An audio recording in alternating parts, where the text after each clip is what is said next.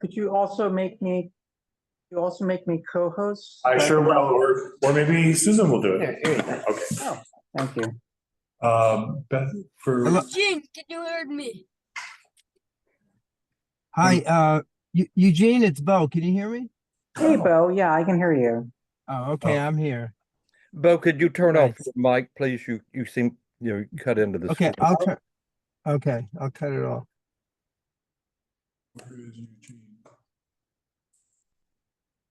there he is, okay. So Eugene is a co-host, here we go. And then, Eugene, do you want to do the elevating of people for the meetings? Yes, I can go ahead and do that. Okay, and there was a list here on the table, did it disappear, of who's gonna be for what? I haven't seen it. No. Which Okay. list? This is not it. Okay, oh darn, okay. Do you Sorry. have it, Eugene? I have the one that was sent last week. Yes. Oh, and they're both on the same, they're on the same spreadsheet. Yeah. That's right, both meetings run the same, so if you have that, you got it. Because this meeting was set when the last one was set. Yep. Okay, can we begin, Mark? You're all set as far, yeah, you're recording and, yeah, okay. This is Community Board 2 Manhattan, the Landmarks Committee, and it's the second of 2 meetings for this month. We have several applications. First of all, if anyone is here for 138 Grand Street that has been laid over or withdrawn and will not be heard tonight. So may I? So, yes, I he counts as believe the big applications, people have been here before. I just want to caution all the presenters to be ready to share your screen right away in the full screen mode when you begin. And then we can begin now with the first application. Okay. I will be promoting Chonghua Lee and 30 Lafayette Street. The application is to install a wheelchair lift at the front of the building. okay. I'll be promoting the members for 430 Lafayette.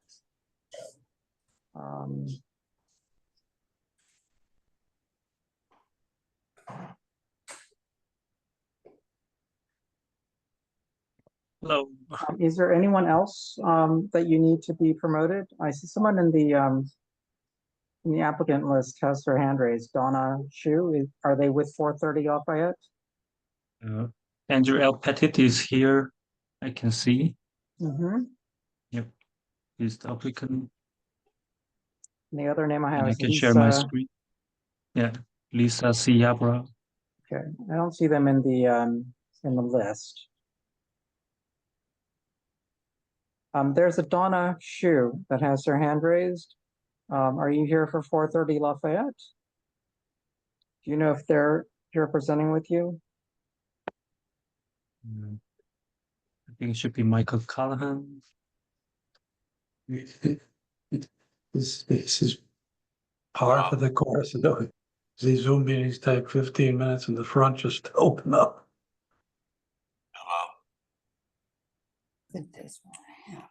Everyone who's not speaking at the moment, please ensure that your microphone's off. My microphone off. Okay, so you can Hello, feel Andrew. free to We can start whenever you can. Thank you.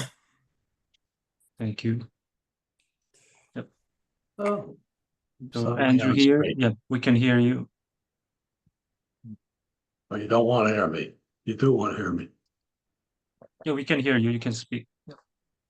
So I should just we share my start with we got the Sure. white flag here? Well, I think almost all of you are probably familiar with this building. One of the first buildings landmarked when Landmarks was created. And I'm sure you're also familiar with the restaurant, Indochine. Been there almost as long. We've been working with the owner and the proprietor for 10, 15 years. And in fact, this restaurant has been upgraded with handicapped toilets, access to the bar, access to the front door and out, and all of the requirements, signage and so forth that are required by the code.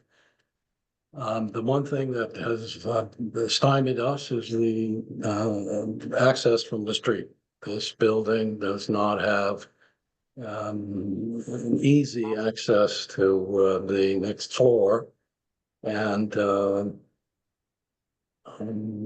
we have provided 3 separate schemes to show what the possibilities are, actually the impossibilities.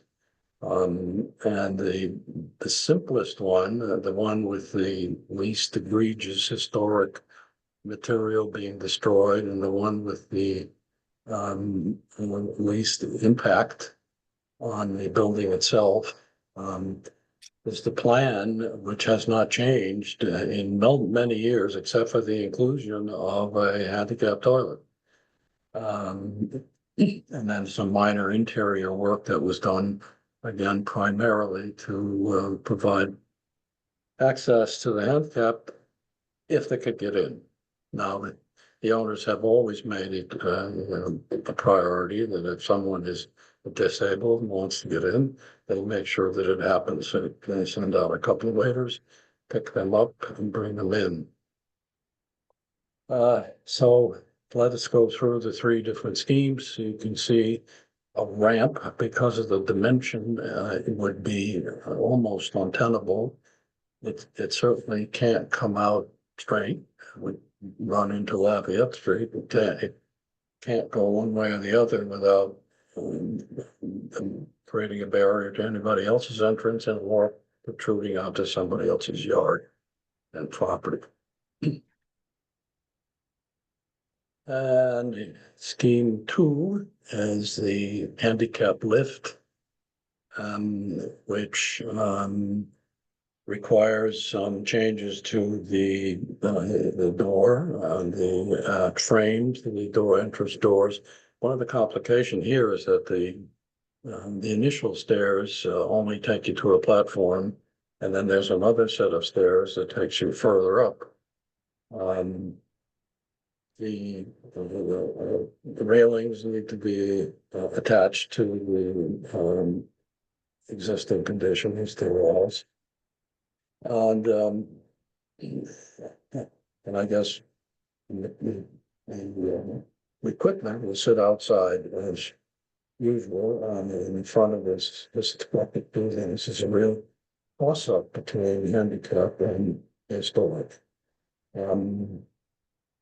I've done several of these, and these handicap lifts tend to be sitting out there. They put a leather waterproof cover over them, and they're seldom used, and they seem to rot away. And when you do need them, they don't seem to work. So, but this is the one benefit that this piece has is that if this would be implemented, it gets you into the first floor for everybody. It's not just for the restaurant. Okay, and then scheme 3 was a real elevator, kind of a low usage elevator, but that required complete elimination of one of the fenestrations in the building and some louvers that exist. And it was suggested that even though it was very different and did break into a lot of historic material, that we should put a full group of panels to mimic the opposite construction. This, of course, falls under the category of astronomical expense. It would require restructuring of the structure at that front portion down to the basement and up to the first floor. And of course, incredibly expensive. So I think the one that has any fruit from a discussion would be the handicap lift. But I feel it's like putting a recognize on somebody's fence. So these are our proposals, as they're studied, and we welcome your suggestions and so forth. We never just got a good idea, so let's see what. Well, let's go ahead. Eugene, can I? Can you increase the size of the image, please, of the one that is before us? What's that?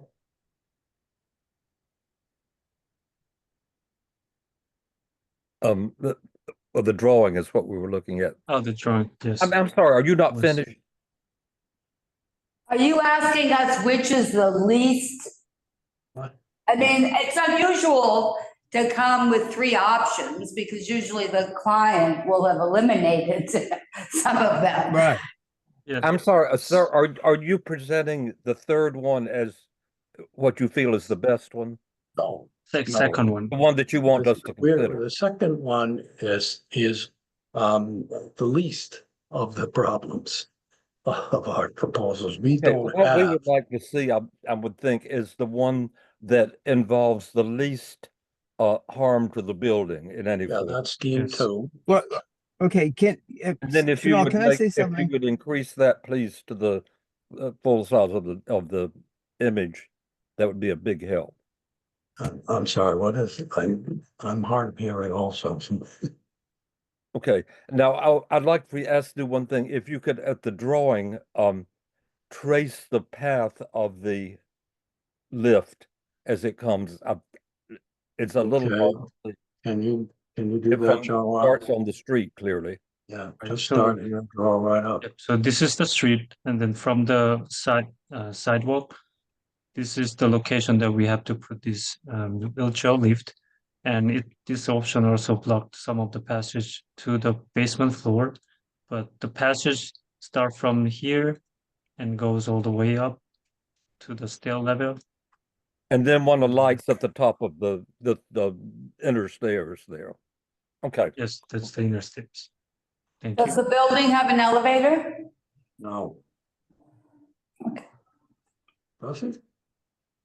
It's been with this floor for so long. okay, I'd like to this ask is- one thing about the color and the material of it. Mm. Well, it's interesting. Let I me go don't, back with the pictures. we have a copy of we have a picture of the handicap lift, the typical handicap lift that we're proposing. I don't see it. Yeah, we'd like What to about mimic a this. picture of the black- apparatus. Well, all I We can know say it's is, quite visible, I'm but sure but you've what is seen. it? Excuse me, I'm sure you've seen- everybody. Excuse me for one moment. I am going to ask that everybody please be extremely cognizant of the fact that when people speak over people, we cannot hear anything that is being said. So if everybody could please have a little extra sensitivity and please don't speak over each other, that would be really helpful in trying to understand what it is you're proposing to do here. Thank you. Thank you. Raise your hand. I'd like to address the applicant, the one who presented. And can you show us what the machine looks like? What color it is, what its design is, and so forth? You don't think You we have a have that? picture of it. Yeah, we don't have that as part of our presentation file, but I thought Okay, what we we mentioned mentioned was- everybody knew what they color looked is like. it? What color is the metal? Here we this go color again. is what we are trying to mimic. Can't hear. This color is the one that we are trying to mimic, and this is the existing handrail on the building. But this option also need to demolish this existing front door to set up this hand railing. That's I think, Okay, an unforeseen John, I condition. think the I one, think we understood it. It's in dark metal. I think the one, And it Part of stores in this- the street correctly. okay, talking over me. Does think it the- store in the street? Oh, on the One, sidewalk? the one thing we have the option of color are the handrail or the rails that it rides on. The rest of the equipment is stainless steel, simple as that. Okay, thank you. When it's stored on the street, and is it always there? I mean, on the sidewalk? Susan? Yes. Is it Joel, stored can you? night and day on the sidewalk?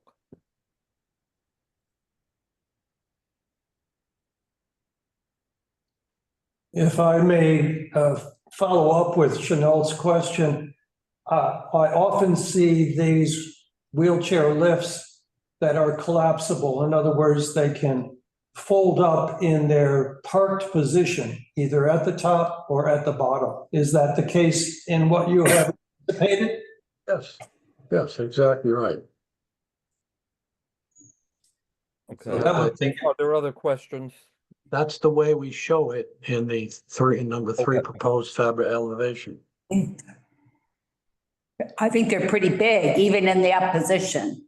So you're showing it in plan in the up position, and what are the dimensions there? Yeah, they're still pretty substantial. It's a very tight, you have a very difficult problem. I appreciate it, especially coming around that curve, which is a Exactly. awfully sharp right hand, but neither here nor there, and then up this very tight, stairwell. So it's almost like there's no room for anything else if this thing is being operated. Are there any other questions? I do have a question. Just to be clear, what you are really advocating for is plan number 2, correct? Yes. That's true. I think what I'm trying to do is promote this to the extent that I'm required, but we too think the building is far more important than this particular issue. And we are saying this is the easiest one, and eats the least amount of material, but we'd like you to turn them all down, to tell you the truth. Who'd like what? I think. Can I based say on something? that, this is the one before us, so. Yes. Are there other questions from the committee? I think Yes, I can you- hear can- Bo's, Bo, let me I'll start calling on people just to make it a little more clear here. I'm sorry, I can't see you at the moment just because the proposal is up. So Bo, go ahead, please. Well, yeah, for one thing, I'm very confused by this presentation. You didn't come with a rendering of what any of these plans really will look like. You expect us to sort of extrapolate certain kinds of information. And then I just heard the statement that you'd like them all turned down. So this really completely confuses me.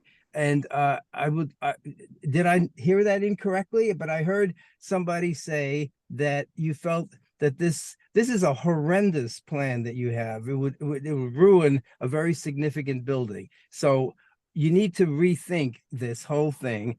And, it's not a given that we have to approve this, and if it's been working for 25 or 30 years, it might still work. So I don't know where the impetus came to put this lift in, but this is a very confusing proposition, and I don't see that we have enough information to vote on it.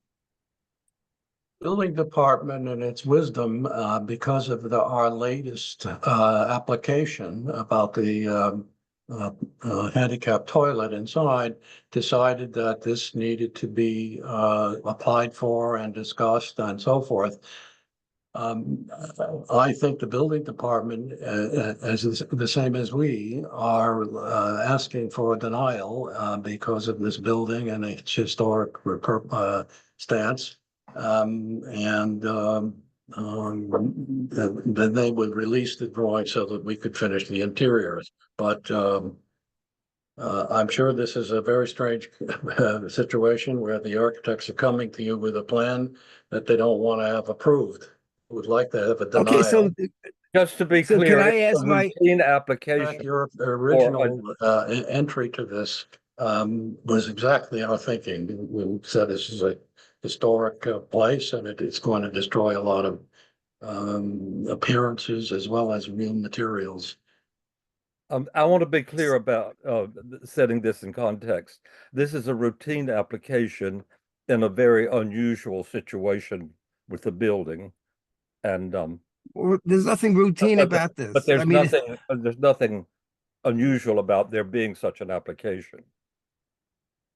Okay, we're going It's to just- go back to the room for a minute. Hold your thoughts, Bo. If you have something else, I'll get back to you in a minute. Brian. Well, thank you. I have 2 points to make. And the first is that absolutely by law for the last 30 years, it is required to have the accessibility to a public facility such as this restaurant. So there's no question that we have to find a resolution to the problem. And I personally agree with the presentation that option 2 is the best of the 3. If this is to be discussed further. Chanel, I haven't finished with. Brian is still comments speaking, yet. Chanel. Sorry. And the second item that I wanted to bring up is, it's really somewhat off the topic, except that it's attached to your building. When is the shed going to be removed? It is already past due for removal, according to other city rules. that's irrelevant. That's irrelevant. First of all, I would want like you to know that the my code, questions answered. Thank you very much. the code that you quote does indeed provide for waivers and waivers with 3 different distinctions, one of which is the massive expense and the other is the impossibilities and or provisions that provide the entry in another manner. But we think this one has all 3 possibilities, mostly the destruction of the historic material, which I think we share your And we feel certainly about. appreciate your having gone to the diligence to explore other things and come up with the best of several solutions. Okay, I think Anita wanted to speak. I don't know if Brian got any answer to his question. I did want to say that, yes, we have to it's not like, oh, this building's too precious, we can't put ADA in front of it. It's not happening. We have to do it, whether it's because of a lawsuit or monies or whatever, but there is an impetus. So not doing anything, I don't think is the solution. Thank you, Anita.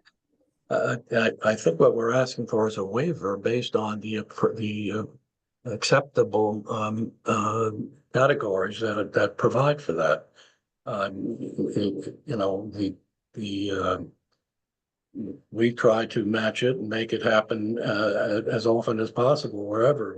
We've done several buildings with unique and special handicap access, but this building, because of its particular and specific nature, makes it, as far as we're concerned, as far as we can I see. know, but those are a impossible. lot of value judgments. Before you know it, there's going to be a lot of important buildings that can't be accessible. It's never easy in historic structures. It is not. It's It's not hard. really a problem for us to solve. That's why we're showing you. We have to come up with a solution of how to make the building accessible, of what proposal, Yeah. and that it Look, doesn't do irreparable harm to the building.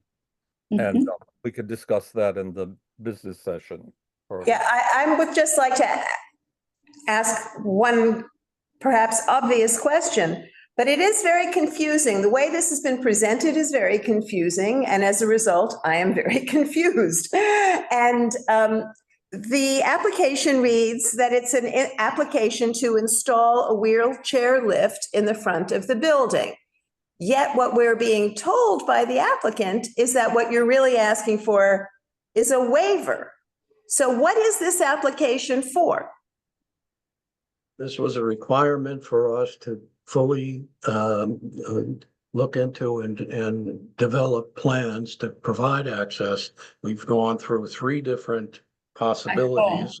And we have come to the conclusion, and we hoping you would, that because of the historic nature of the building, there is no right way. There is no way. I mean, the elevator is exceptionally expensive. The ramp is impossible. This is the only possibility, but it does kind of rip apart the entire front access to this portion of that building. Okay, thank you for that clarification. All Yeah, right, is and there if you- anybody else on the committee with a question? Bo, if you have another question, please raise your hand because we can't see you, so I can't call on you without you raising your hand. No, no, I can't. I have no way to raise my hand on this, but I don't have another question, but I think we should just not. I'm voting no on this. Well, Okay, we'll Unless I discuss that suggest it in the during the business business Okay. session. All Yeah, right. thanks. I want to give the applicant what they asked for. Thank All right, you. we'll talk further during the business session. All right, now are there members of the public who wish to speak? I see that Dina Tass-Winter from Village Preservation, hi Dina, has her hand raised. So I think you've been unmuted and we'd love to hear what you have to say. Hi, thank you so much. And I'm sorry, my video is off. I'm having some tech troubles, but I hope you can hear me okay. Totally fine. Great. I just wanted to speak to 2 points. The first being the unusual nature of this request. As far as I know, well, I guess, first of all, once you, the applicant, get to this point, I believe that it's up to the committee to make a recommendation to LPC, and that the Landmarks Commission, once it's presented to them at a hearing, it's not really at a stage where they can issue a waiver or anything like that. I think that if you're at this point in the process, you need to be showing us and the community board what you're going to show to LPC, which is a proposal that you've made for whatever design you want. So yes, I hope that's what we're discussing.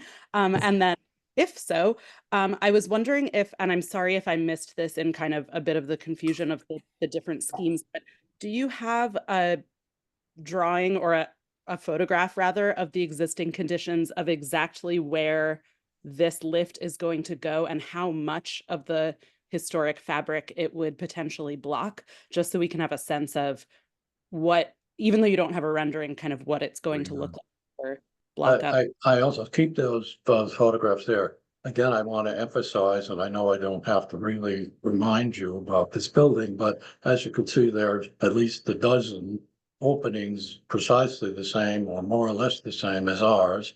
And our request is kind of out of context. If you imagine, there's nothing like that in any of the other openings.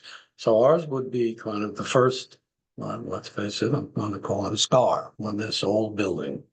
Okay, let's go on to her answer to her question. There we go. So. And if I may ask, have you discussed with the Landmarks Commission staff the concept of a waiver, or if what the resolution should be? I believe we have, and we were sent to handicapped to get their opinion, and now we're back here. We just assumed, as I think it has been waived multiple times before, for this building, we thought this would be a slam dunk, but well, we're happy to go through the process and try to say what we can, and if we can accommodate the handicap in some way, we'd be more than happy to do it. So the main steps are on the bottom left. That brings you up the first few stairs to the landing, and you see the stairs and so forth. I mean, you see the door. This is historic. And they would have, and on the right-hand side, there's the opposite side, another it's a similar door. It's a double door system. So that gets you into the platform, which is in the middle picture in the top row. And there's no, I don't think there's any implications here.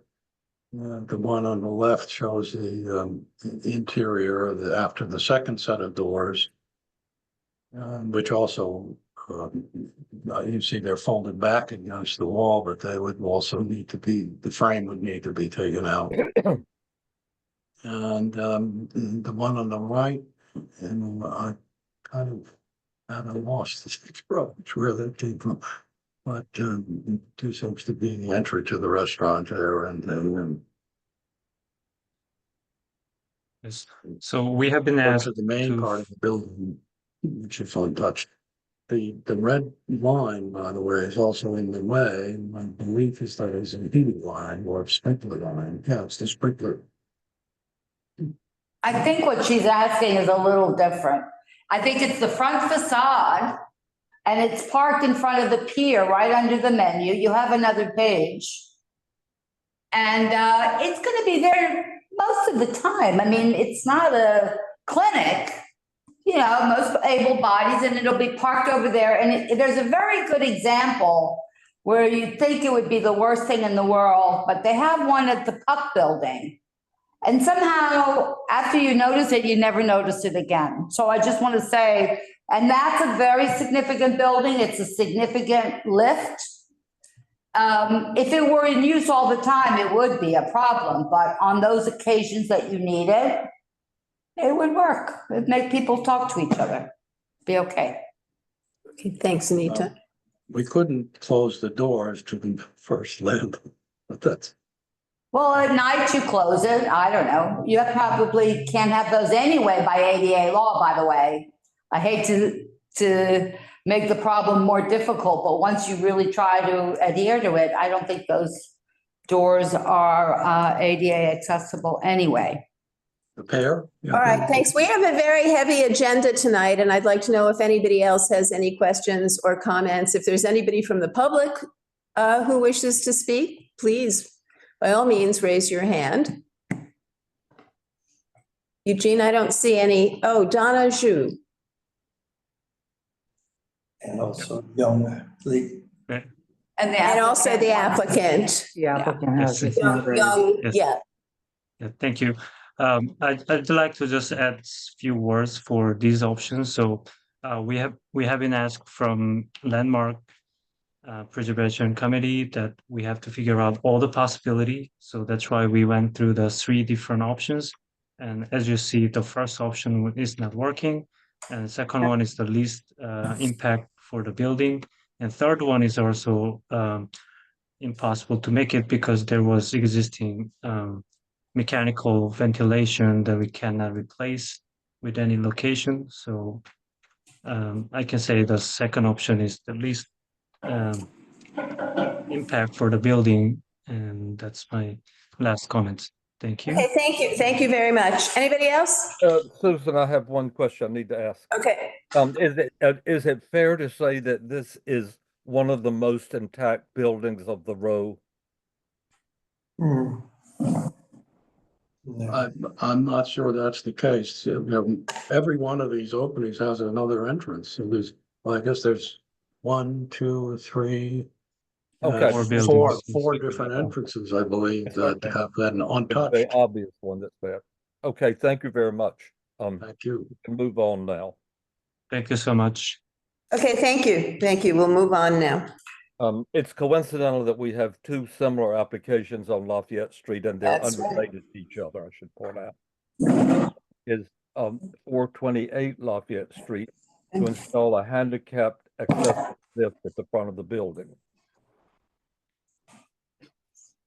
Before we move on, I see that Donna Zhu still has her hand raised. Donna, if you would like to speak about 430 Lafayette Street, let's get back to you for a moment, please.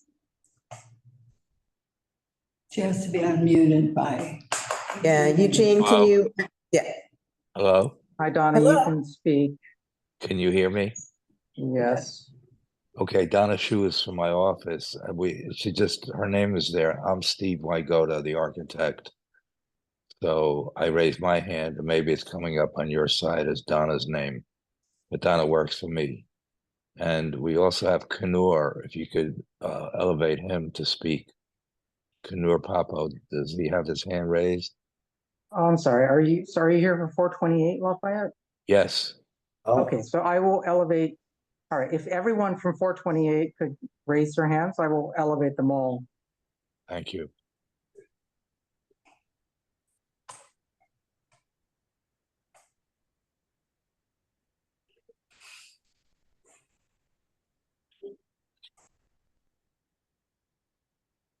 You should be seeing Kanur Papo, and that's from my office, the architect.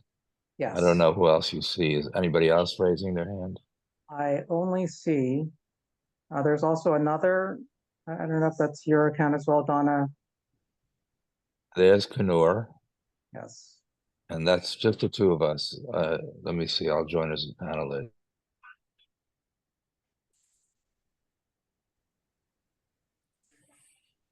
Okay, if Video, you could okay. share your screen, I don't know which one of you will be sharing. your I'll screen, share. I'll be but- presenting. Okay, Kanur, thank you. Good to have it organized, one building. We could have a strategy, way- it's the plan. While Kanur is doing that, I just want to say hello to the community board.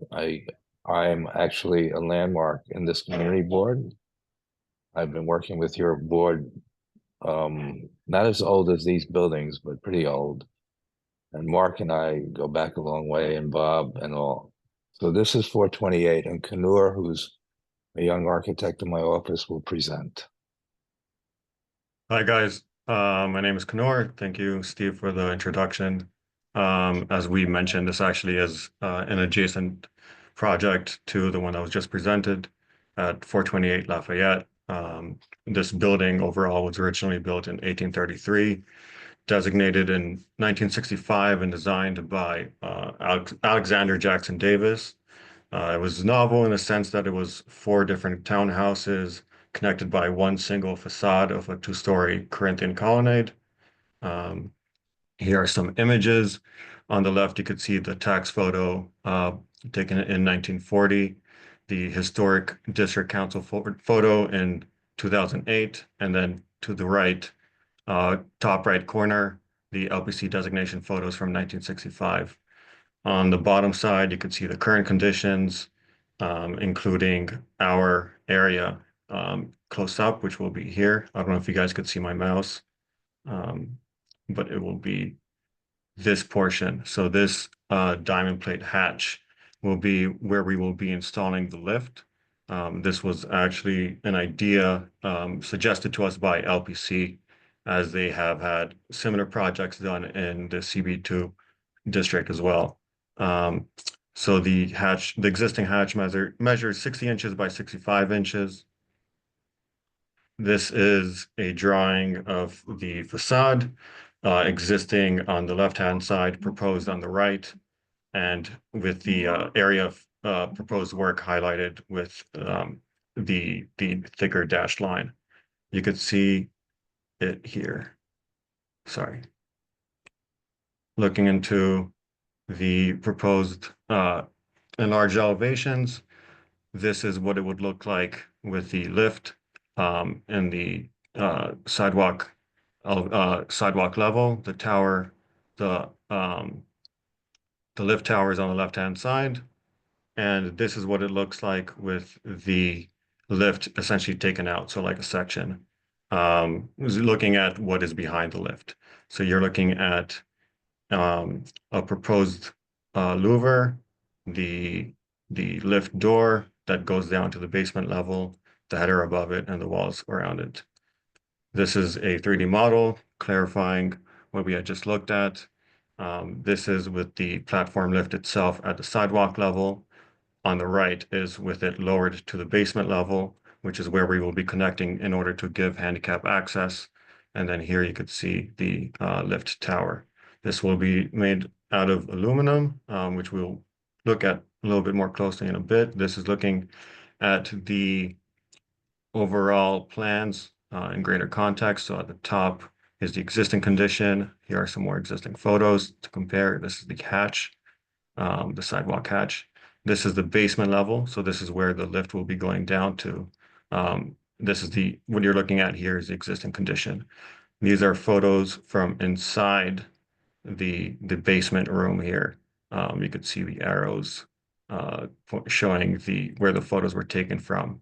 So this is existing ductwork, and then here the blue panel you're seeing here is actually the underside of this black diamond plate. So here is the proposed conditions, also shown in greater context. The top drawing is the street level with the proposed basement level on the bottom. Here are some enlarged plans. Again, existing on the left-hand side, proposed on the right. Here you could see the existing diamond plate hatch a little bit better. And then this is what we are proposing to replace it with. It's a simple lift, it goes down. We're looking at filling in some of the sidewalk to match existing, just to close that gap. These are the sections showing overall context of within the building of where we're proposing the work. And then here is a close-up section. In red on the left-hand side, the existing condition. The red marks what we will be removing, includes the ducts that you saw in the images before, and you could see it here as well on the right-hand side in the image. The louver will be removed. The diamond plate hatch will be removed to make room for the lift, and we will be taking the concrete floor and making it flush with the rest of the floor. There's a 5-inch step right now, but for accessibility reasons, we'll be removing that. And the door will be replaced in kind in the same location and plan.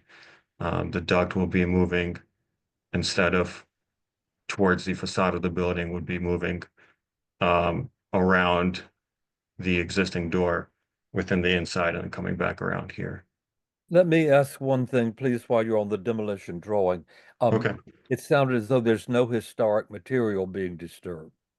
No, the ornament will remain. So if we go back to the enlarged elevation, this ornament will be remaining. We're not disturbing any of that.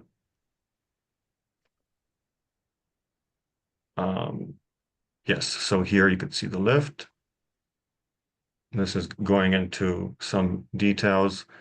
On the left-hand side is a section elevation, looking at the lift door and the materials around it. So as if you can imagine the lift being taken out and only looking at the lift door itself. This is the header here, and this is the proposed louver that will be in the same style of the existing one, and the walls surrounding it. The whole thing will be painted black with a standard Benjamin Moore black number 213210. These are the header details. We're looking at simple 6-inch steel studs, and stucco, simple stucco for the face of the wall, also black to match existing. Here is looking at a plan detail. We're looking at powder actuated fasteners, about 26 inches off center, which will tie the track into the existing stone. And that will be where we are connecting. The following, what I'm going to show you now, is an example project given to us by LPC of a similar scope, which has already been approved. Just to give a bit of context, but these are not our project, a precedent. This is 113 Jane Street, also within the CB2. And this is what it looks like, somewhat similar in scope and style. That's all. Thank you. Kanur, if I may, sir, if I may, Yeah. I'm sorry. First, I want to commend Kanur, young architect. Excellent job of presenting and drawing and talking. And we had actually, when we first approached this, we had actually kind of felt stymied. How do we get people into this theater? And Jared Knowles and some of the people at LPC, who we know for a long time, brought up the other location, which just, forgive the pun, opened the door for us to do this with no damage to the existing fabric of the building. Kanura, good job. Thank you. Is the presentation people ended? Yes, thank you for asking. How far above? I assume that it stores below when it's not used in the down position. It could store above or below, but you know, either way, it's at rail height. It Okay, doesn't, how yeah. much does it extend above the sidewalk when it's in the lower position? Canor? Right, so you're obviously for safety reasons, this guardrail remains. So here you can see what it looks like when the lift is lowered. Okay. And how high is that? Right, yeah, because we don't want people falling in. and How high is it? The dimension? Yes. It's 42 inches to the guard and then another 12 inches for the tower. For the guardrail, 42 inches is the main height. So with 42 inches is what we see when it's down. Yes. That's the legal height of parapet walls on rooftops, etc. 42 inches is the magic number. And it lies below the, or partly below the grill, the louvers. Yes. Okay. Yeah. Thank you, Susan.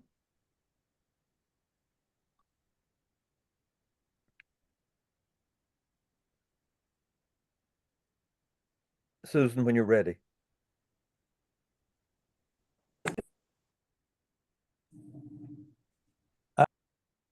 I've lost. Operational now, is that correct? Can you hear me? No, we were Could just hear you. muted. Can you hear us? Yeah, I Yes. could hear you. Yes. Okay, perfect. Okay, Brian, go All ahead. right. So I also agree that it's a very well-done presentation, very thoughtful solution, and it does seem like it avoids removing or destroying any of the historic fabric of the building. The infill is obviously not original. This building has gone through many, many changes, and the deteriorated columns, of course, have remained wrapped for many, many years. And so it's we do want to do our best to preserve what it remains. The questions I have are, when this lift is employed, that it only serves the lower level. Is that the only part of the building that will be this, your client, your space is only on the lower level and not the first floor? Is that correct? This is a restaurant where an upper or lower level beyond the main level is permitted. So the level above it is also used in conjunction with the basement level. And accessibility codes do not require it as long as you have a common space, and we're providing that on the basement level. Okay, thank you. You're welcome. Is Mark Diller still there, or he's gone? He's here. Hello, Mark. He's not in this room at the moment, though. He's in his Oh, office. no problem. Anita, did you? Yeah, Please. I had a similar question to Brian's. We've been working together for a while, maybe. No, my concern was what happens when the two floors have different activities. But you're telling me that it's the same operator that has the Yes, basement and the first floor. that's correct. Good, because otherwise we've got, this is gonna look like a jungle gym or something. Everybody's gonna put up their own little lift. It would be nice if this whole block could get organized and have a unified approach. And I do like the solution. So thank you. Okay. If I may, and I don't want to be out of line here, but if there was a hatch for 430, that seems to be the best way. And to get a floor hatch, which without, again, I don't want to speak out of turn. My apologies up front. Is that the solution is so eloquent and simple. If they could do that, but they're going up one floor, and that's a Well, they different. were going to the central building. You are very specific. You Yes. don't get involved with the main entrance. The No. building doesn't have an elevator, but we're getting sidetracked. We want to focus on yours. So Of course. thank you. Thank You're you. welcome. Okay, Yes, thank you. Is there anybody else from the committee? Any of our online committee members who wish to speak? Okay. A question again about this one. This is a reasonably intact, apart obviously from the hatch, a reasonably intact original house of the several houses. Is that correct? That's correct. There are no other major alterations. What? I'm sorry, I didn't hear you. Just that this is one of the houses in the row, as it were, Yeah. that is in its original condition apart from the hatch. Correct. Okay, is there anybody from the public who'd like to speak? I see that Ann Mitchell-Tree's hand is raised. Anne, you can go ahead and speak. Hi, can you hear me? Yep. Yeah, I think I understand what's being said. And between the last week when there was a landmarks meeting and this week, it seems like there's a consistent theme of modernization that's going to have to happen going forward. One of them is getting a gate on your stoop for health and safety reasons, and the other one is putting in a wheelchair accessible elevator. And it might not be the time, you may not know this, but sometimes the right hand and the left hand don't share and don't communicate. And it would be beneficial if we could get somebody or some company that had a good idea, that could figure this out, that had the best idea, that could tell a person how to put an ADA elevator in your historical building. The hallways are narrow, the steps are deep. This is going to be the problem. This is where we're going to get a NASA space engineer in here. We're going to figure it out. Similarly, this is a ornate Gothic gate that you can put on your stoop in an emergency and it will pass landmarks. You know, if we could get ahead of this problem, it might be better than each one knocking their head against the wall trying to figure it out separately. If you understand, that's all I'm saying. Okay, thank you. Anybody else from the public, please?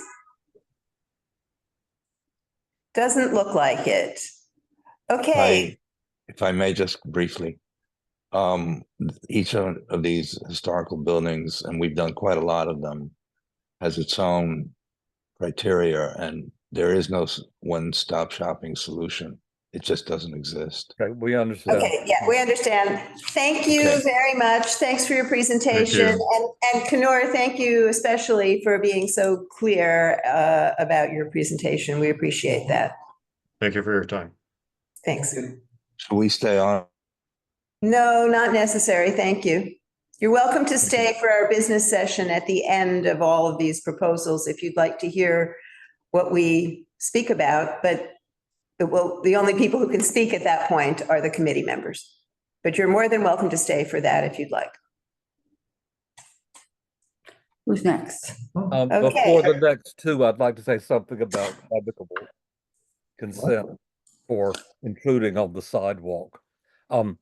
We have two tonight that are from previously approved applications. So we're only hearing a request for the revocable consent for the amount of the stairs that intrude onto the sidewalk, and otherwise the application is a settled matter. The next one is from 56 West 12th Street, a revocable consent to construct a stoop and stairs and install a gate. If the gate is something new from the prior application, then we would hear that. Essentially, this is the same application that you had reviewed and submitted that the landmarks commissioners have also approved. So it's really just, we've gone through the DOT process for revocable consent. So you don't need anything from us. And we accept our having approved the application as having approved the obvious result that it's going to require the consent.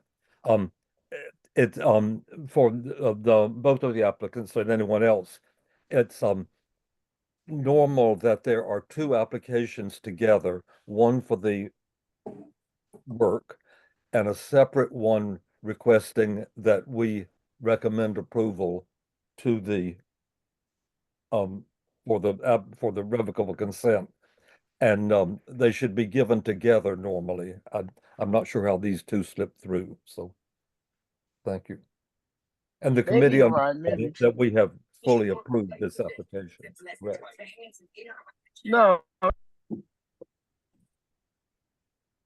I don't know. The engine is not on. Wait, hold on. This is my stuff. This is mine. Okay, that's it. Somebody's microphone is Here, unmuted. Could you please mute? Thank you. Are we still on 56 West 12th? That's my field.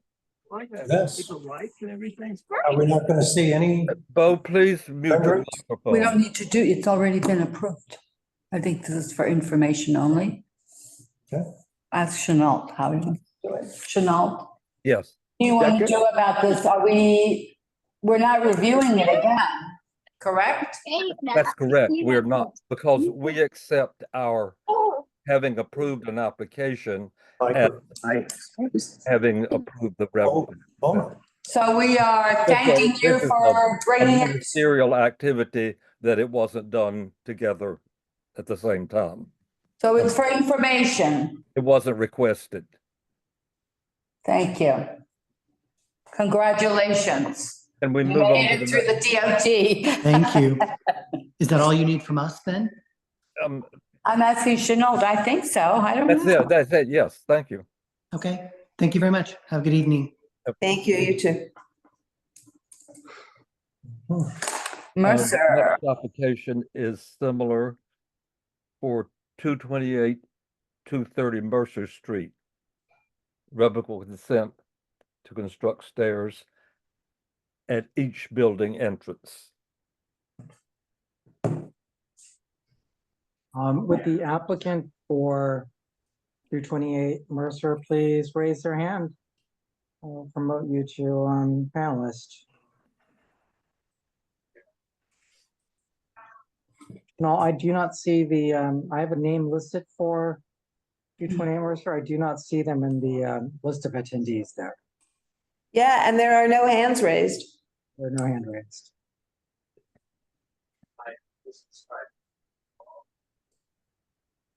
When you're satisfied there's no one here, we'll move on, Eugene. Okay. 23 East 9th. Okay, 23 East 9th Street. The application is to replace windows, restore front cornice, replace front areaway, install front railings, and replace cellar hatch, modify the roof and bulkhead, extend the rear addition, build a new brickyard fence, and repair and apply mineral coating to the facade. I'd like to ask one question about the which part? It says build new brick rear yard and fence. I assume that's intended to be. That's intended to be. Oh, I'm sorry. They're brick fence. Eugene, when they're up. No, they're up. So we have 3 applicants that are promoted to panelist, and go ahead and you can share. I think you're sharing already. So go ahead. Yes.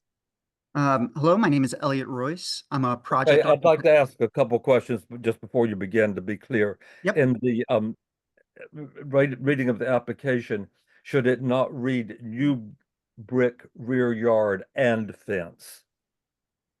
No, brick rear yard fence. Descriptor of the fence is brick rear yard. Oh, the fence is made of brick. The fence is brick and stucco. Okay, I'll write that down. Okay. We'll describe it a little bit. We've looked over this application carefully, and there are 3 things I'd like to ask you to do. In the examples, be very selective, and similar ones in the neighborhood are the guidelines. So the closer, the better. Okay.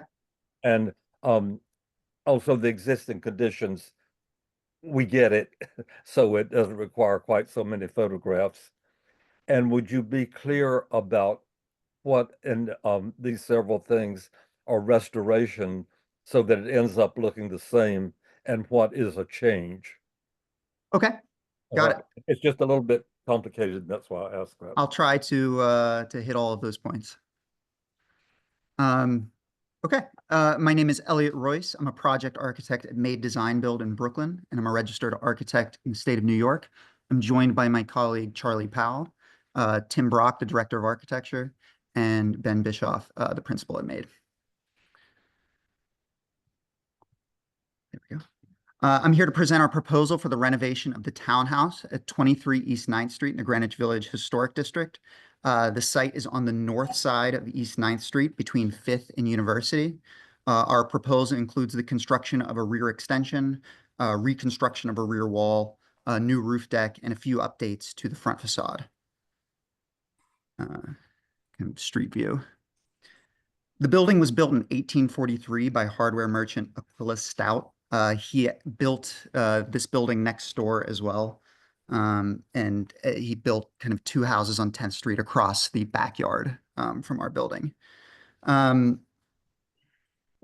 1926, the building was converted from a single-family dwelling to a mixed-use building with a shop down below and apartments up above. At this time, the windows were replaced and the stoop was removed to create basement entry and shop windows. In the 60s, the basement entry was changed up a little bit, and there were glass jalousies introduced up top. And then best we can guess is early 70s. There's no DOB record of this, but early 70s, somebody removed the historic cornice and then constructed a parapet wall with mixed match bricks above. There was also window AC, like permanent window AC panels added at the windows.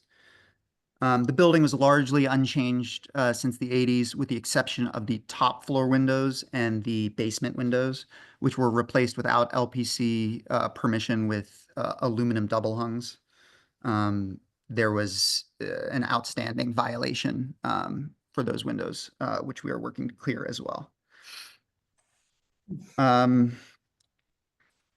So at the front facade, we are proposing to apply a potassium silicate mineral paint to the brick surfaces, shift the front entry assembly forward a few feet, and lower the existing parapet wall to its historic height.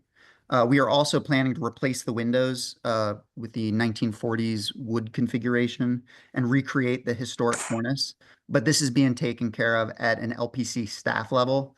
We aren't required to do a public hearing for those elements. The existing metalwork and new metalwork, the windows and the lintels, we are proposing to paint in a Benjamin Moore midnight, so an off black. The brownstone base, we propose to keep brownstone and repair as required. New bluestone coping at the top of a new stair bulkhead, as well as top of this parapet wall, which we're lowering to its historic height. And then we want to paint the brick surfaces with a potassium silicate product in Benjamin Moore 46 Halo, which is white. I'm going to take a second here to talk about kind of bricks in the village.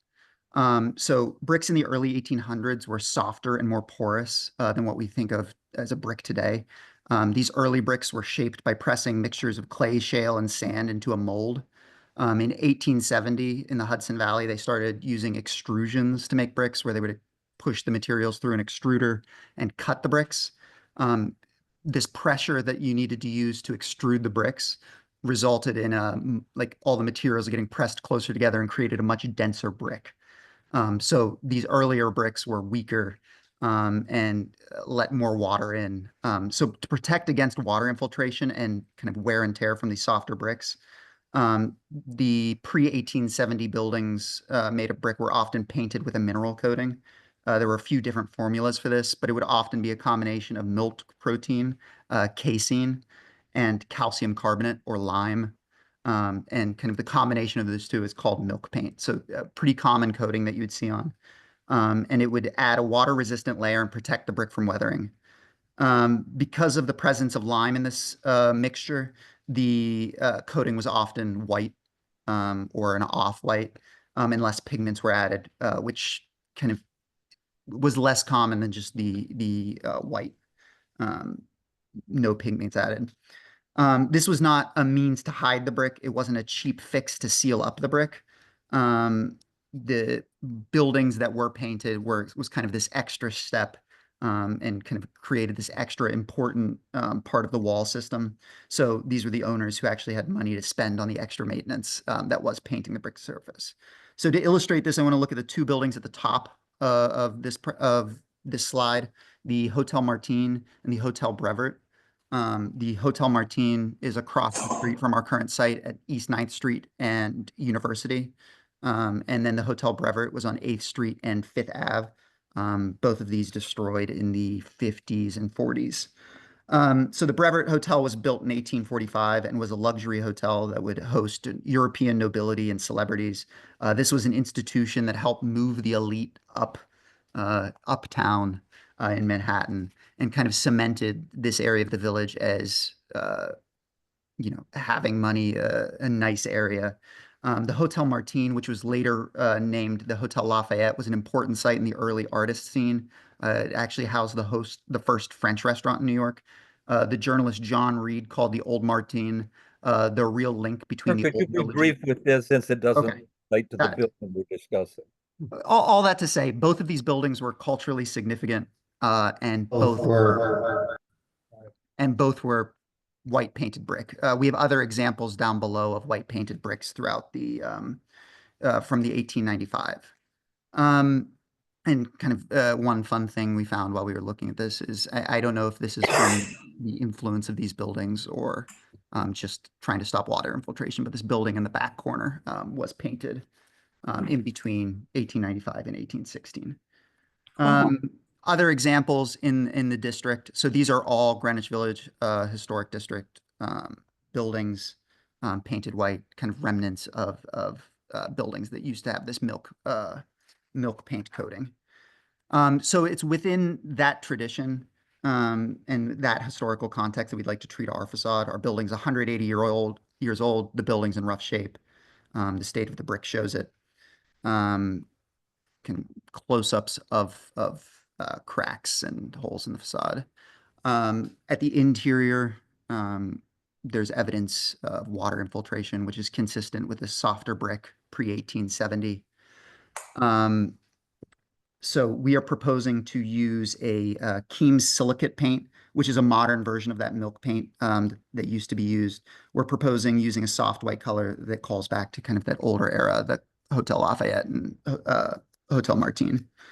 The top left shows a square that we did on the rear facade as kind of a test sample.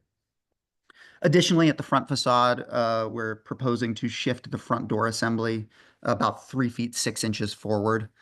So from where it sits now, kind of to the front of its wall assembly, the existing areaway is kind of dark, has been collecting trash, etc. And we'd like to move it, this kind of non-original basement entry closer to the front of the facade. Plans that show that door in the assembly shifted forward. So proposed on the left, existing on the right. And again, in section, shifting that door assembly forward. I'm going to kind of zoom out now to talk about what we want to do on the roof and the rear facade. So we're proposed, 23 East 9th Street is one of the few 3-story buildings on the block.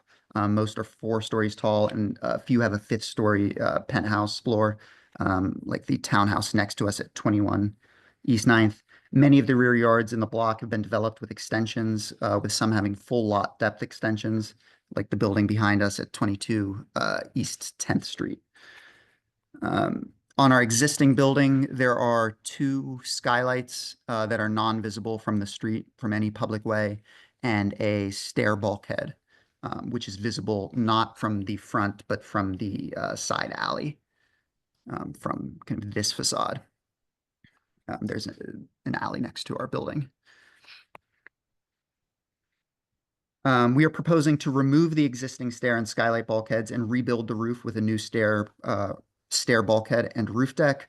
The roof deck will have a 42-inch metal railing at the perimeter, which will be set back 3'6" to make sure it's not seen from the street.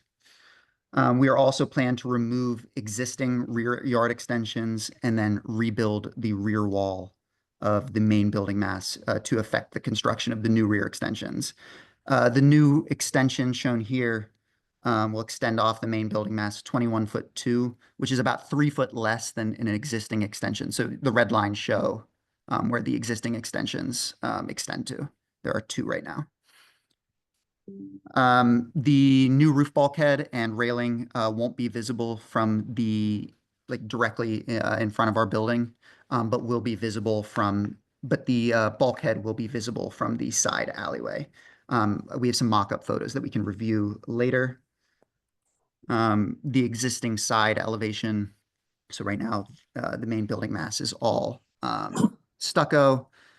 This is our proposed side elevation. We intend to keep the stucco on the side elevation and paint it all with that potassium silicate paint to kind of unify the facades. We also plan to lower the parapet height to match the historic height in the front and kind of keep it a flat elevation across the side. Comparisons between existing and proposed, the red dotted line is what was there, is there now.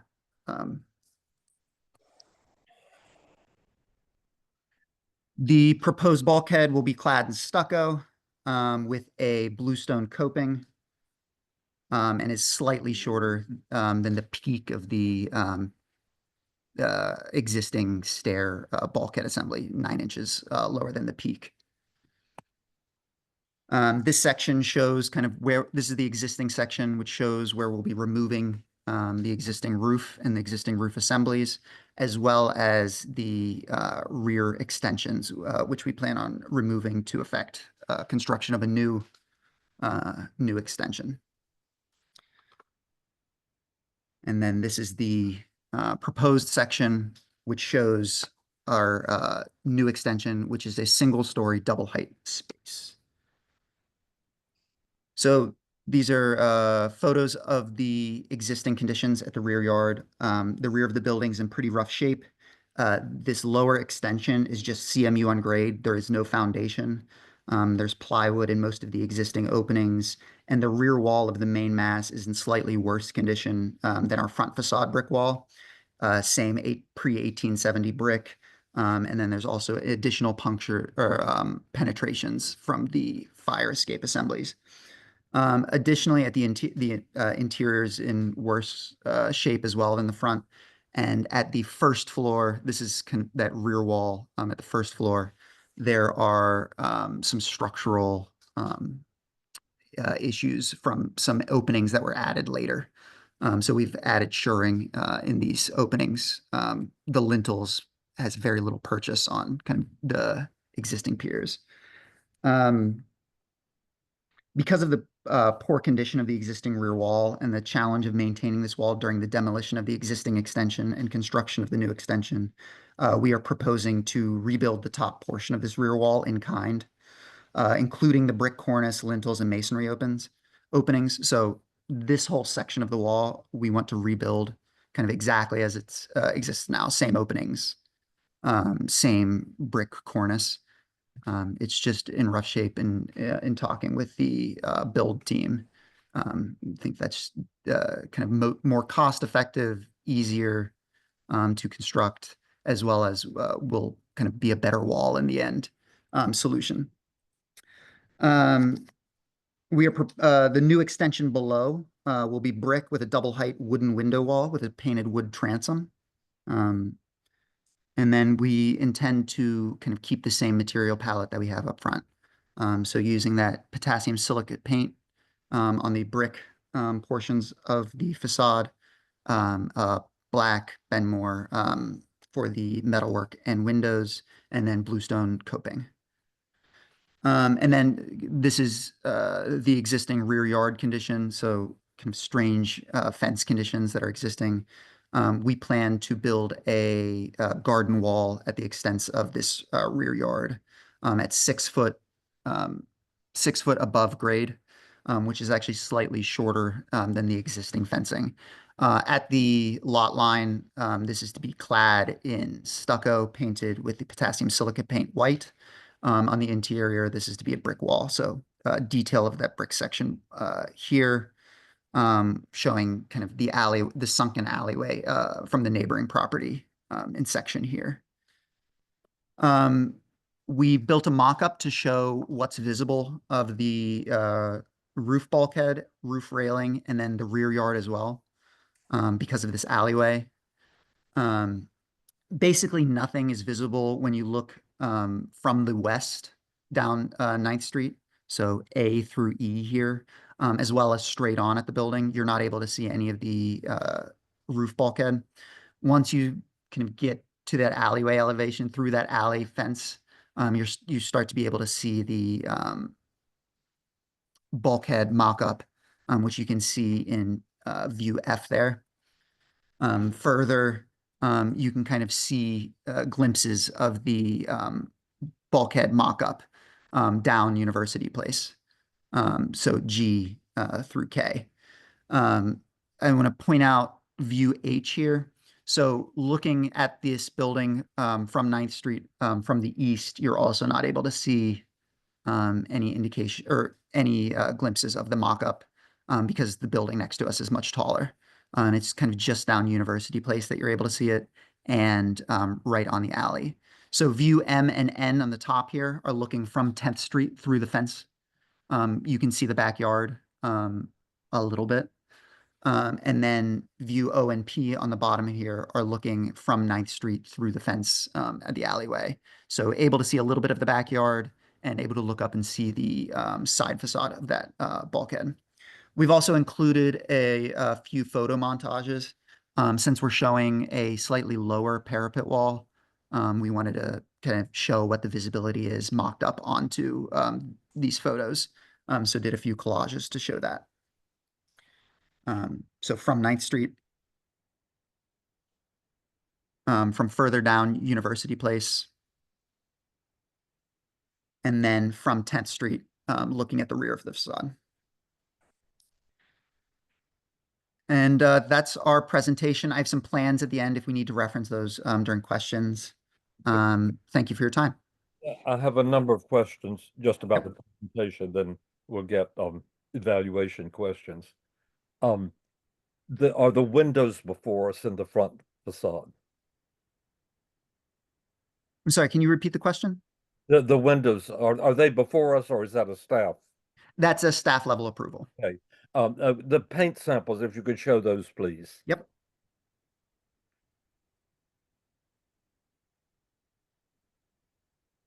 So this is 2 coats of Keams. No, the blocks. The blocks that show the actual sample page. Oh, there were 4 paint samples. No, there we go. Should we assume that the brownstone one is just a bad rendering? It just doesn't look brownstone color. Yes. Yes. We will work with LPC to get an appropriate color of brown. Okay. Yeah, they're very good on that. Okay.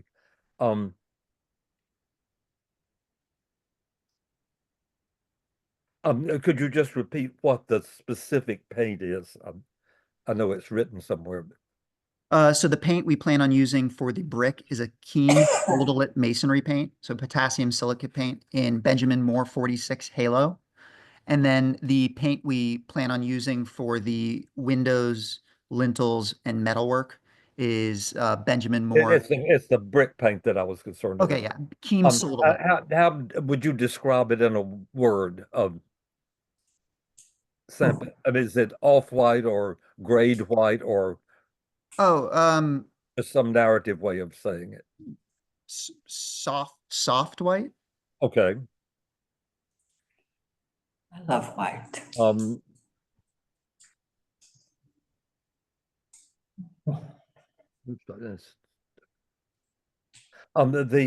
The rooftop addition, the part that's not the Head of the stairs, if you could show that again, please.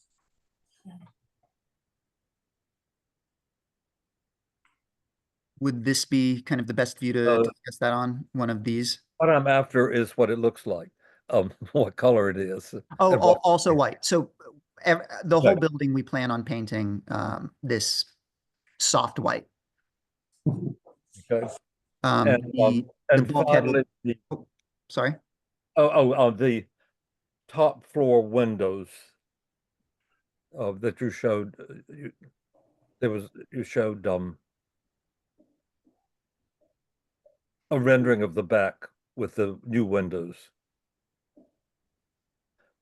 Yes. Do they conform to the existing openings? Yes. And finally, the new extension of the bottom of it. No, that was good, right where we were. Oh, okay. I'll go back to the rendering.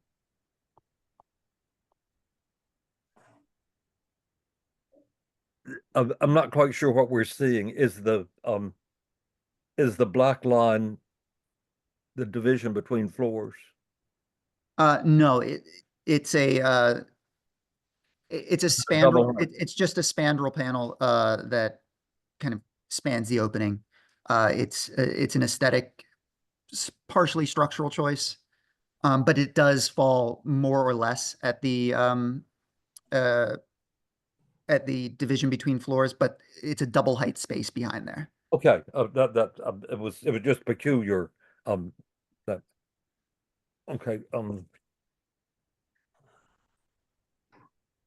Okay, that's fine. Thank you. From the committee. Okay, yeah, I have a question. Why white? We want to kind of keep with the tradition that we found. So we researched a bunch of different ways to treat kind of old brick buildings. One way that we found that used to be used is this milk paint, or a lime potassium coating. And we really, including the clients, really fell in love with some of these old images. And we wanted to kind of bring back and kind of use those precedents. Okay, I understand. I mean, when I look at the streetscape, when I look at this photograph of your project location, the street view from University Place looking west, and I imagine, a soft white building there, it just really stands out and is, much less gentle in the context of the streetscape than it might be just on its own. But you're not implying in any way that there was any point that this particular house was painted white. This is just something you like, and other houses or other structures, other hotels may have had this color, but you're not presenting that your house had this. Correct. Okay, just wanted clarification on that. Thank you. Brian.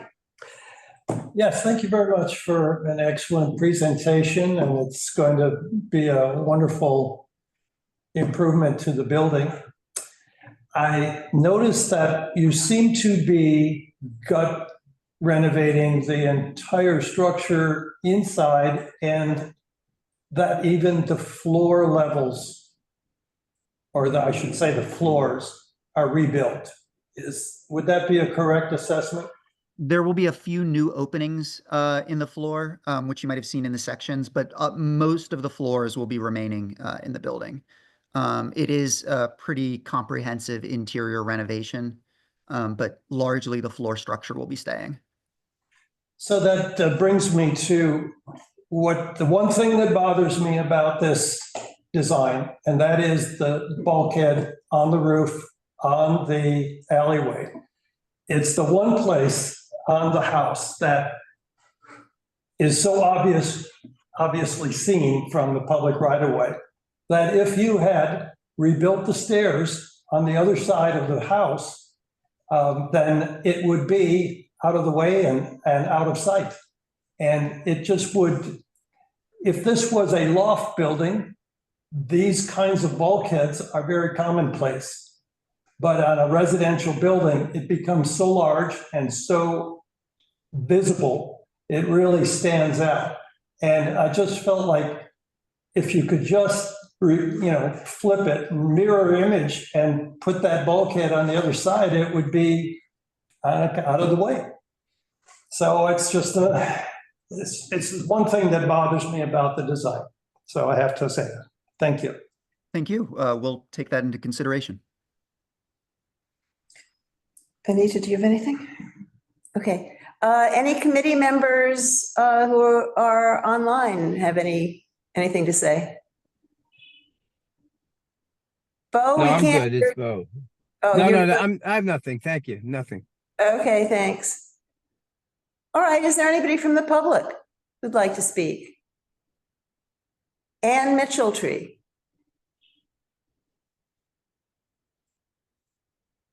Hi, you can hear me? Yes. Yes, okay. Can you go back to page 8? I checked the page numbers. They're in the lower right-hand corner.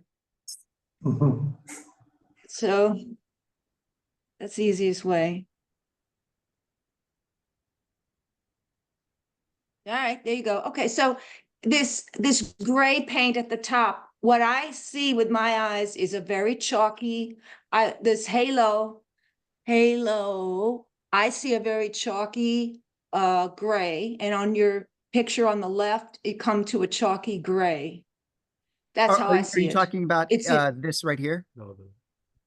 the halo. Oh, the halo, the top. Move to the right, directly to the right. Yeah. That, yeah, they're calling that halo white, are they not? I Yes. see a chalky gray that kind of tunes in with the gray square below it. Anyway. Good question. Okay, so now can you go to page 43?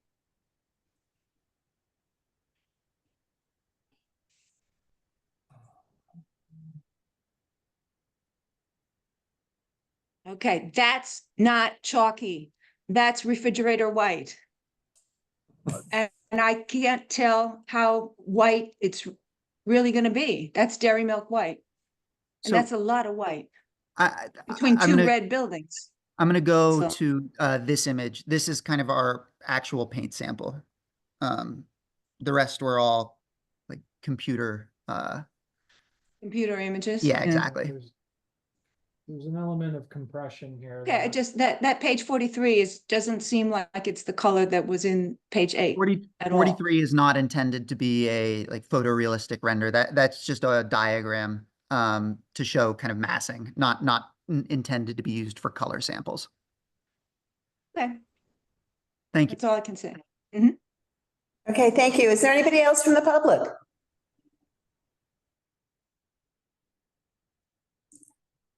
Doesn't look like it. When it's all. Chanel, do you have any other questions? Yes, could you go, again to the rendering of the rear that we saw? Yes. Before.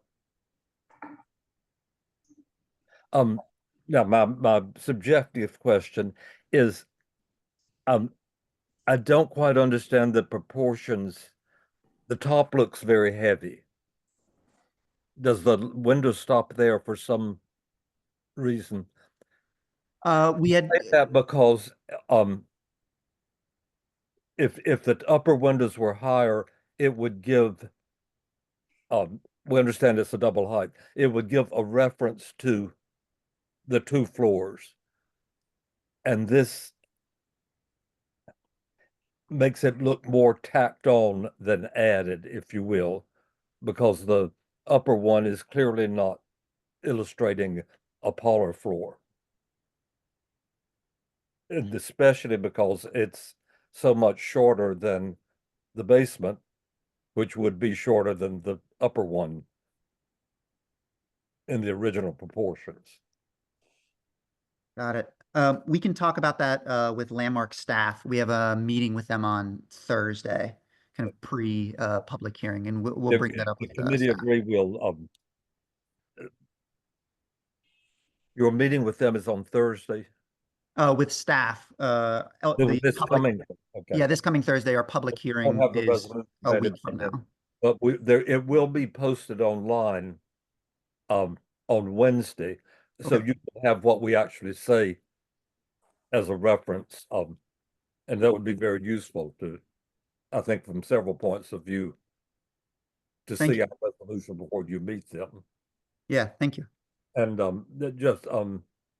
in fact, I'll make a note since the time is so unusual, I'll make a note that we'll send you the resolution as soon as it's in draft form. Understand that it won't be final, but it will Yeah. be reasonably final. Thank you very much. Susan, is that all? That seems to be it. Yep. Thank you for your time. Thank you. Thanks. Thank you. Thank you. Thank you. Thank you. The last application is 246 Waverly Place to combine and restore the facades, construct a recessed roof addition, and redesign the previously modified rear elevations.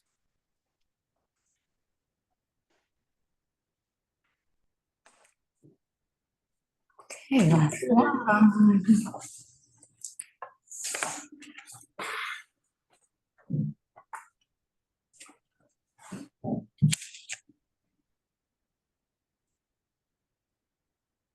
Could have handed you that.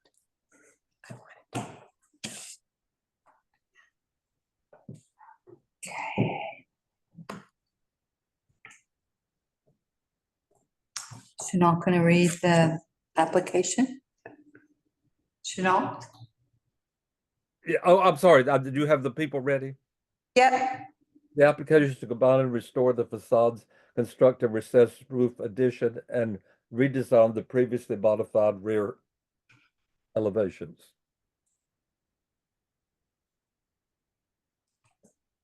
All right, good evening, all. My name is Sarah Scher. I'm from Higgins Quaysbarth and Partners, and we are the historic preservation consultants on the project.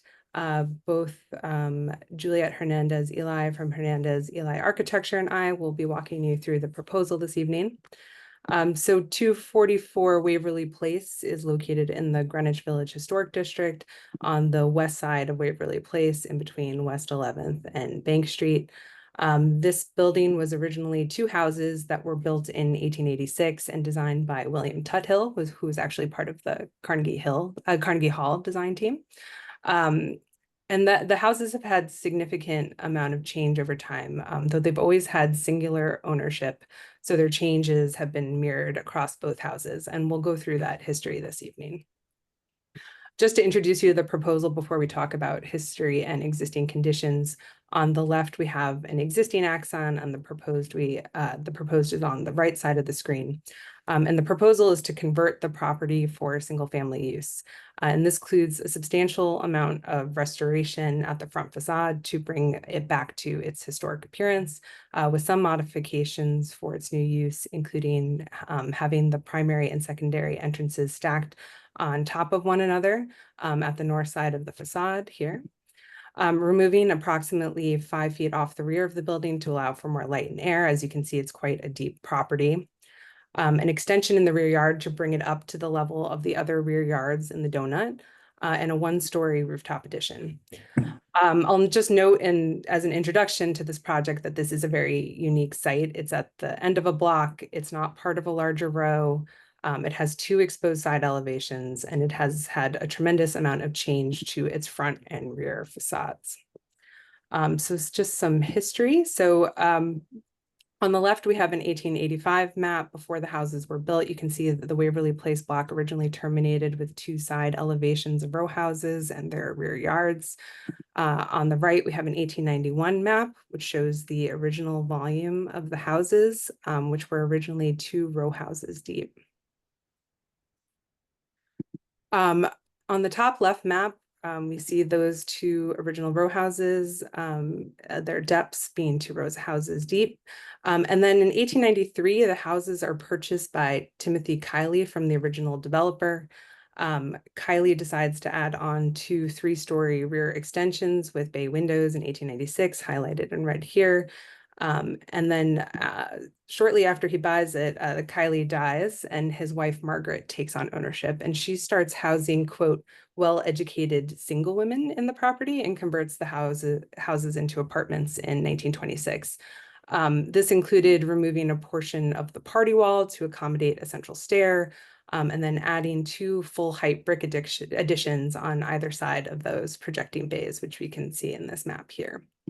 And on the bottom right, we have an I-card from 1932 that's cut through the basement, this being Waverly, showing the areaway, and this is the rear yard, and just showing how the building worked when it was occupied as apartments originally, that one would exit out the rear and then go up to the rear yard, likely at the same elevation of the adjacent rear yards.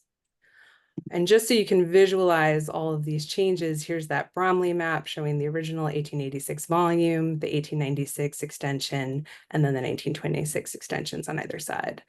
The center is a photo of the rear of elevation. So these are those projecting bays and then the flanking brick additions. This is not visible from any public thoroughfare. And a zoom in of what the condition of the bays look like. These have been parged and are in poor condition. So moving to the rear yard, the top right photo, we're standing in the rear yard looking south. You can see it is quite shallow. It is quite dark because it is sunk below the adjacent rear yards. And here from the roof, you can see on the left side, just the rear yards to the west are at a much more elevated level than our rear yard.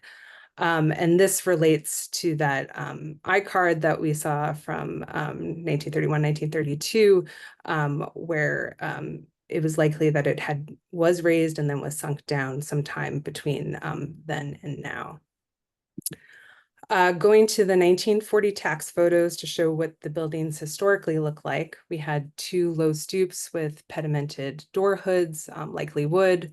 There was an areaway with this very handsome railing that has cutout circles, windows with multi-light transoms at the parlor and second floor levels, these terracotta spandrels below the 3rd floor window openings.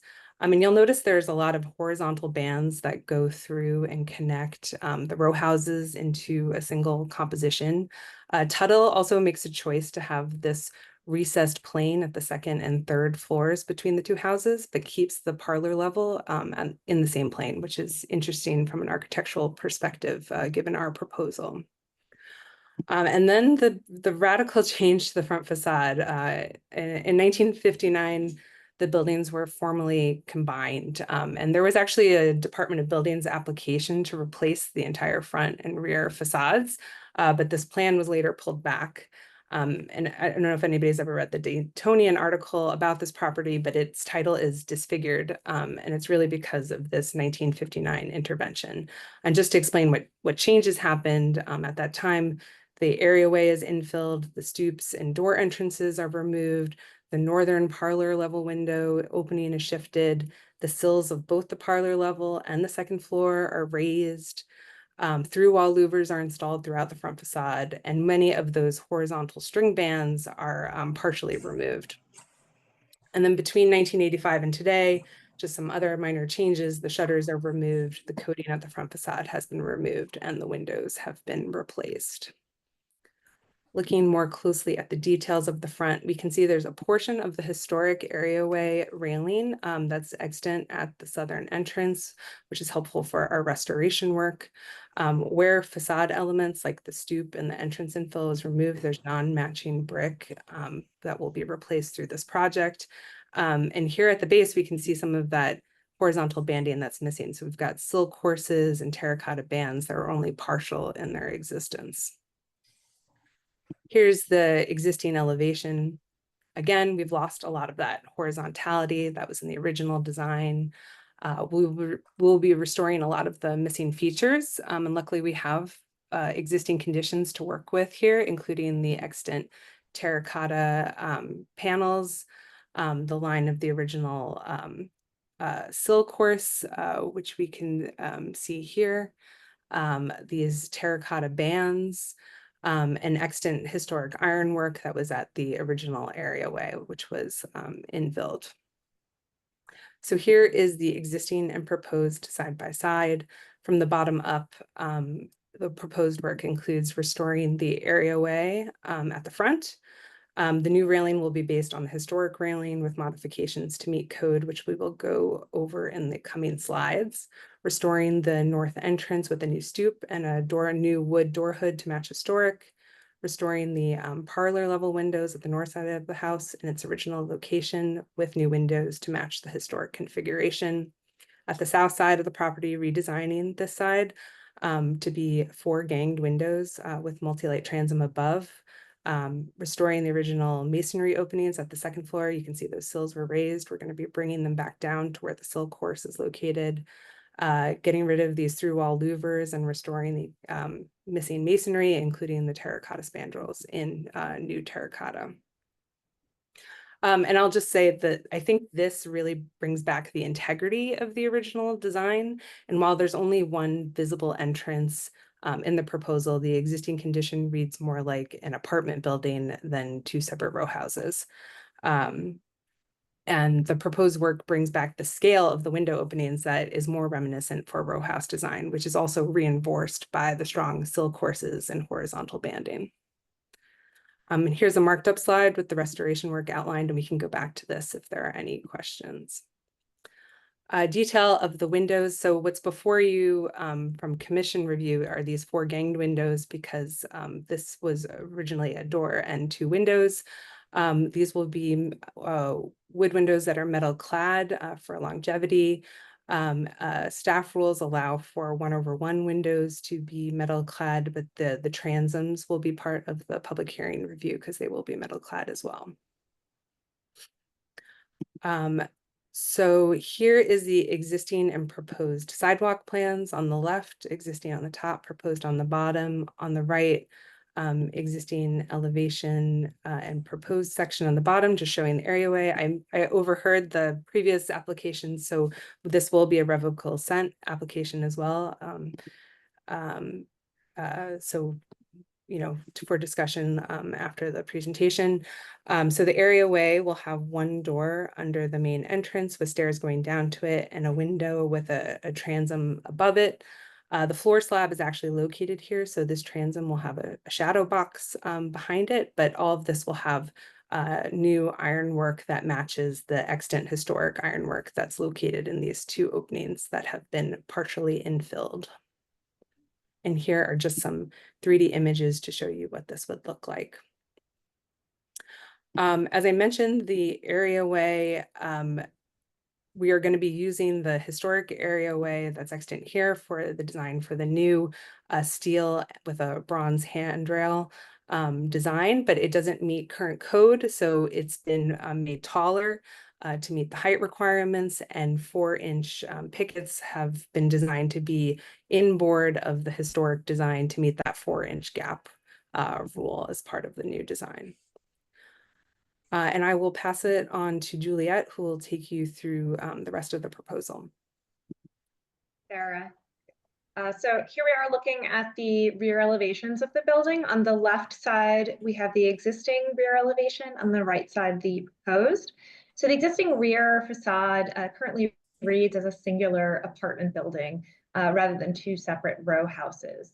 So although, as Sarah took you through, we are moving the rear facade to a different plane than the existing facade, in the proposed design, we wanted to reinforce the historic volume.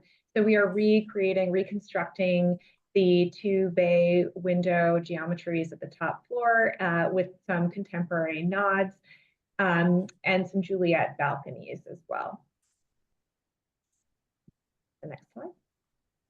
The materiality of the rear facade, the brick, we're planning to match the existing brick, introducing bluestone copings at the top of the parapet. As Sarah mentioned, we're doing an addition with zinc-clad panels that are separate and distinct from the existing house volume, taking inspiration from historic studio additions. We have these anthracite steel frames that are separating and making distinct areas of intervention on the facade to to create some depth and a reveal that separates it from the existing brick that matches the existing. Next slide. Here we have the north elevation, the existing on the left and the proposed on the right. You can see the slope of the rooftop addition with the reference to the studio skylight, and also serves as a practical nature of the stair bulkhead, which has a slope to it. Also visible is the FDNY required ladder, which we need to meet fire access code requirements. The existing north facade below also has two non-historic window openings that we will be infilling, and we will be adding one new window opening on the second floor, visible in the elevation on the right. The next slide. The south elevation, also illustrating the other side of the addition above, and looking below at the existing building, there are many existing infilled window openings on that volume, and we will be removing the leftover sills and adding one new opening on the second floor and three new window openings on the current basement level. Next slide. Here we have the existing building section. If you note, the existing rear yard, as Sarah mentioned, is sunken and quite dark and also undersized. So the red volume on the left illustrates the intent to extend the rear yard, and the smaller volume at the front of the building, the red volume, illustrates the reintroduction of the areaway at the existing basement level. We'll note there is currently no cellar. And as you'll see on the next slide, what we're essentially proposing is an expansion of the basement and an introduction of a cellar level. So let's go to the next slide.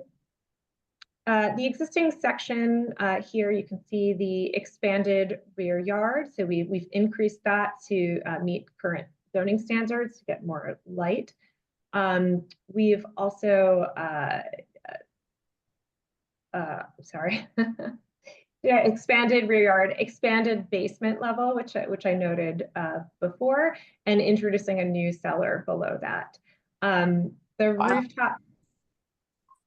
The rooftop addition above is set back so that it is not visible from the street, which we'll see in upcoming mock-up photos.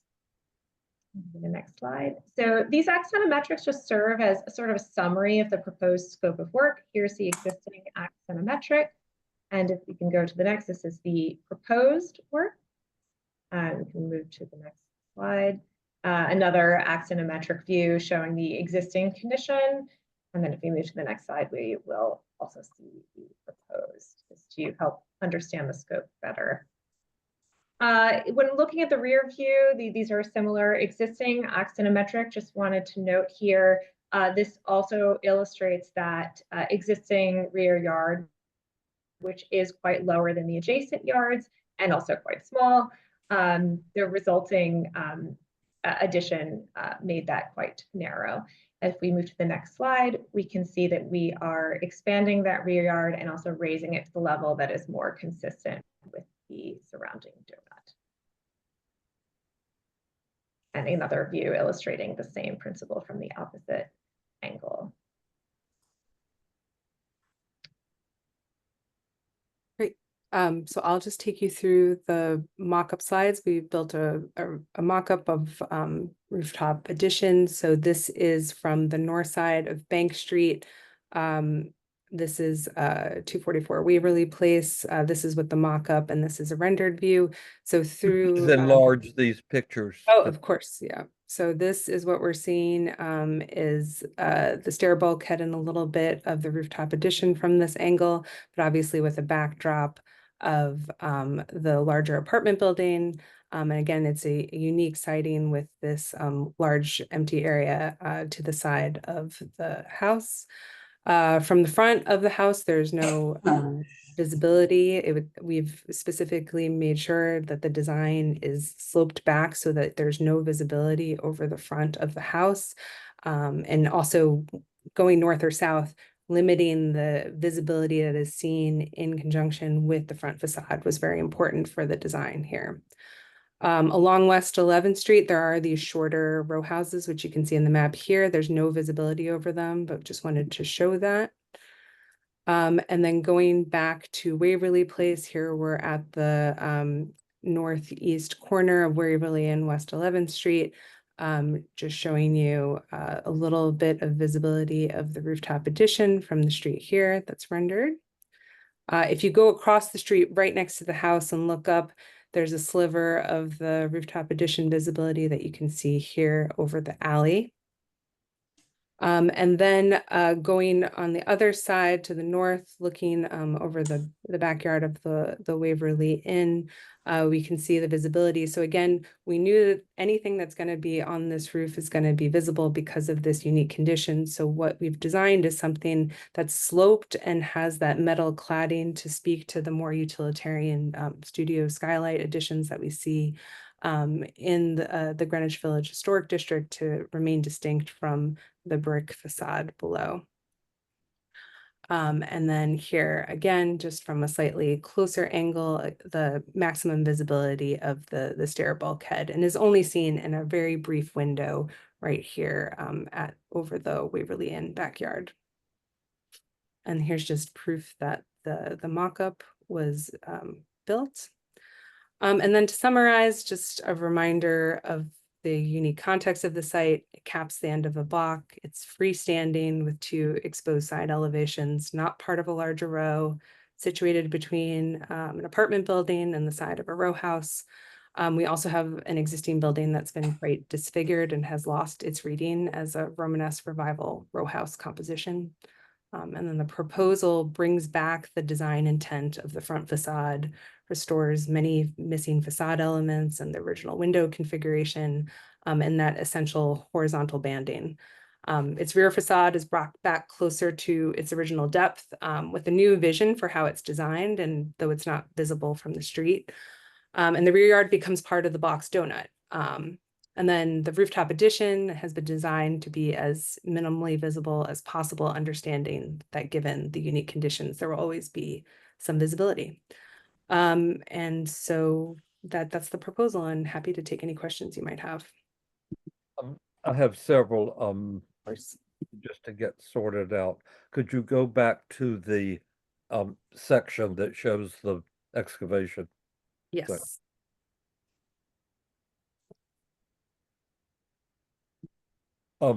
Can you show us on this the extent of the actual, oh, I see the red line there. I didn't see Yeah, that. so this is the existing footprint. So it is And what does the vertical line mean? this vertical line here is the depth of the excavation is 14 feet, 7.5 inches. And that includes both sections. That is below the existing basement. And then there is excavation adjacent to that that's in the rear yard. So that would be 22 feet, 3/4 of an inch. For this 9'7" area. Does that make sense? Yes. And what about underpinning? Yes. Juliet, do you know off the top of your head which sides need underpinning? Believe Expected a good deal of detail about underpinning. We also have Justin Callender on, who is helping with the construction project management, and he may be able to answer the question on which sides are being underpinned. I mean, we have SOE drawings. I just am not the structural expert on this. Okay, could we, I'm sorry, are you saying there's somebody here that can speak about it? Yeah, Justin Callender is on the line. If he can be brought in. But it's hand raised. Yes, I'm promoting Justin to join as a panelist. Oh, he's declining. Let me just allow him to talk.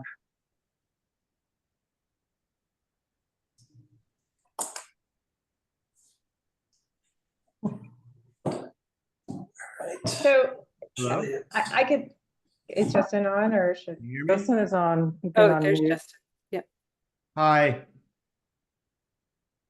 Hi, Yes, so- so we are planning to underpin the one of the rear yard where essentially if you're looking towards the back retaining wall, we are planning to underpin that retaining wall and drill piles on the wall that is to plan view looking left of that. This is extending to the property line? Correct. Yes. Yes, because we're not part of the donut. We are sunken below the donut. We're not part of that like continuous rear yard experience that you would typically have a 5-foot setback from. And you're not obliged to have the 6 feet or so setback? The commission approves the excavation all the way to the lot line in unique circumstances. So this is a unique circumstance that we feel they may approve having excavation all the way to the lot line because we are not part of the donut. So you're asking for a waiver? Not a waiver, we're asking for appropriateness, a certificate of appropriateness. Yeah. One moment, I'm just getting the note. This is so unusual. And Chanel, just as another FYI, we are still in process of going through our SOE plans as we speak. What about okay, I understand the rear. What about the side underpinning? Justin, are we underpinning on the north or south side of the house? So on the north side, we are planning to underpin our existing wall. And on the south side, we are planning to underpin our existing wall in the interior and in the rear yard, installing soldier piles to retain the soil, and then a new foundation retaining wall. I don't understand the property line north and south. Are you saying it is or is not underpinned?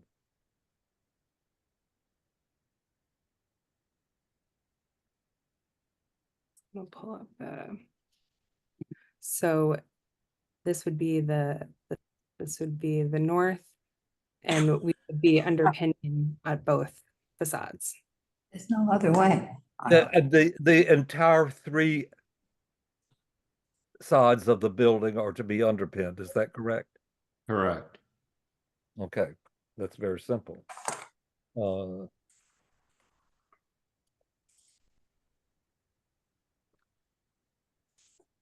And what do they underpin to? Because we don't have exactly the usual situation. They underpin to our existing walls. And what's on the other side of it? There is an alley on both sides. Okay. So the underpinning, does it go across the property line? No. So it goes to the property line all the way around, but the underpinning will not intrude on any other property. Correct. Okay. And again, so this is on the interior on the 3 sides.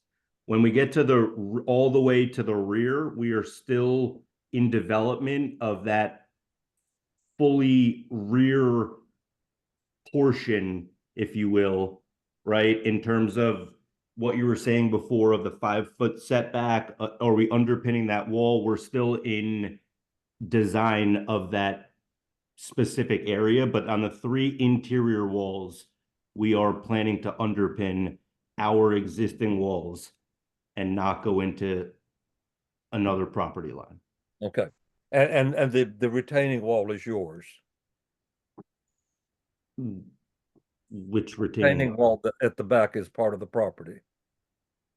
That, I would say, is half ours. We're not sure whose wall that is right now. Seem to be important. Okay. the visibility. The pictures. I'll just speak from my own experience. I passed by there today, and there is enormous visibility of the mock-up. We would expect the mock-up to be a mock-up of what's going to be on the roof, and what's being shown is something very different from what's there. What do you mean? The mock-up. What This you're is showing the mock-up. is a Yeah, this is rendering the of photo of the mock-up, and then this is a rendering of what the mock-up shows. It's not enclosed in orange netting. Is that right? And if you move farther along towards 7th Avenue, I have the picture, so we'll just show those so everyone can see what the mock-up looks like now. I'm not representing it's correct or incorrect, but that's what, Eugene, could you just go through those pictures, please? I'm sorry, which pictures? The ones I sent you, do you have them? Let me check. If you look for them, we'll move on to questions and then see them later. I have no others at the moment, Susan. Okay, anybody here have any questions? I have one little question. I mean, I think it's a very nice, very nicely done. And I particularly like the front facade. It's just lovely. My question is, what's happening? Maybe you could go to the front facade or the proposal of the facade, whichever. Yeah, I'm just curious. I don't understand what's happening in these windows at the parlor level, if you will, that band above, and also on the window above that. What is that? Is that stained glass or? It's just multi-light glass. So the historic photos we looked at these very closely. They seem to show clear glass. So our intent is to match what these historic photos show, which appear to be wood, like a wood with clear glass in them. That's lovely. I like how the heaviness on this particular, on the historic buildings, the heaviness of the line between the double hung and the multi-pane. You see that? It's like a ledge. Yeah, it's a beautiful composition of light. Are you going to have that kind of ledge? Because I think the shadow is very important to that. Yeah, a transom bar, yes. Yeah, good. Awesome. Very nice. Thank you. Brian. Well, I would say again, I would repeat what Anita said, very beautiful design and reconstruction or redesign of the front and the back. Sides seem reasonable, and it's unfortunate that we have to see so much of the bulkheads on the sides of the buildings, but as I looked at your plan and as I looked at all your other documents, it doesn't seem like there's much choice there. It's always going to be seen. And, I guess that's just one of those things. So that's what we'll kind of weigh. But overall, it's a beautiful job. Thank you. Any questions I have would have been more appropriately asked in 1959. Oh, I know why. Just had to say that. All right. Where were you? That's why we have landmarks. Yeah. Valerie, have you got anything? Nothing specific. No, it's been covered. Thank you. Okay. Bo, do you have any questions? I guess not. All right. Eugene? You're good? But I do have those pictures that Chenault wanted to show. So whenever you're ready, I can share those. What I just want to ask, I'm just sorry, you have them? What I just want to ask is why there's such a marked difference between what we see in the rendering and what we see in the mock-up. I mean, I guess the photographs you took today, then we can talk about it. Do you have them, Eugene? Yeah, he has. Yes, can you see them? These were, yeah. Not yet. Is it that the orange netting was not up in our photos in our presentation, and there's more of it now? Yeah, there's more orange netting now because we took these photos a little bit before the netting was done because we wanted to render it for you, but the mock-up now is completely netted, shrouded. Wait, are you saying that the photographs in this application of the mock-up are not actually accurate? No, they're accurate. They're just not shrouded in netting yet. So Oh, I see. yeah, so we Okay. could use it to portray the rendering accurately. So the renders are overlaid on the mock-up photo, so they show the shading of, the color of the. They don't look like they're wrapped. They just look like it's a frame. Oh, we're just looking at a Pages document, or yeah, we don't see any photos. Oh, you don't see a document? I'm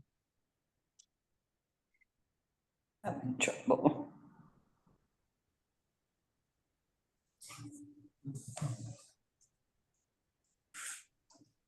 Um,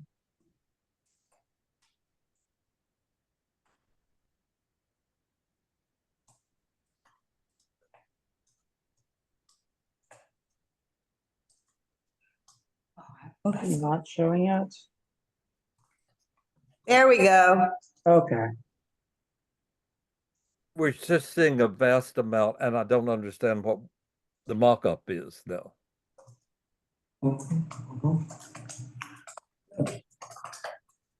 And that would be covered in that metal zinc thing, right? Yep, standing seam zinc.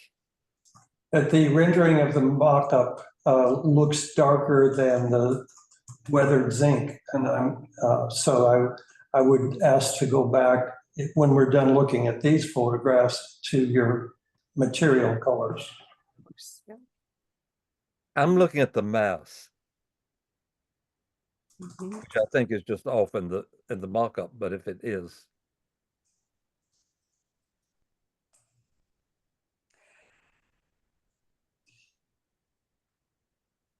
All right, so I have let me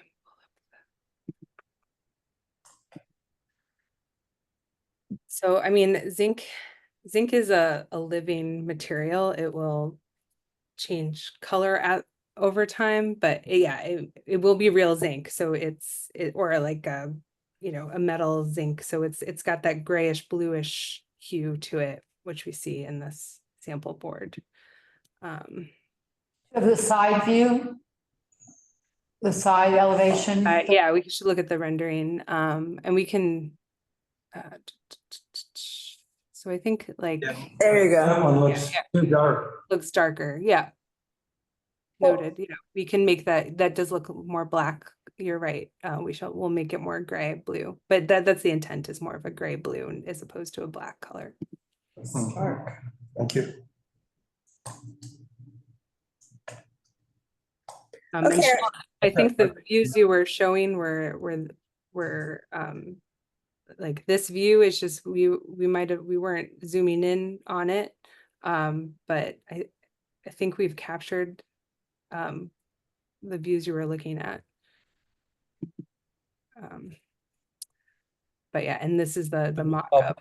I do have one more of course question. If you could go back to the slide that you showed for the sample of the materials. It's the other side.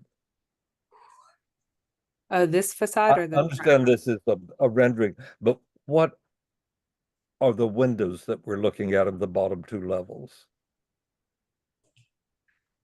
Those are the anthracite steel.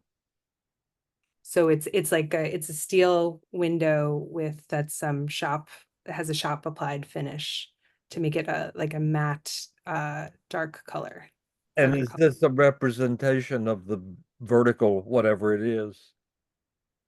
The vertical and the horizontal. There are many segments that's the parlor floor, right? Because the basement's covered. So the bottom one is the parlor floor. Yes, this is the parlor floor. Okay. Is that sections of glass? Yes. Okay. And up above is it sliding glass? It doesn't look Yeah. like. The lower story is sliding, a series of sliding glass panels. And on the upper floor, there's a sliding glass panel on each side and a okay. two fixed ones in the middle. And the material is all this anthracite steel. Okay, any other questions, Susan? I don't see any, no. I think that's it. Is there anybody from the public with a question or a comment? Yes, we've got two, Ann Mitchell-Tree and one other.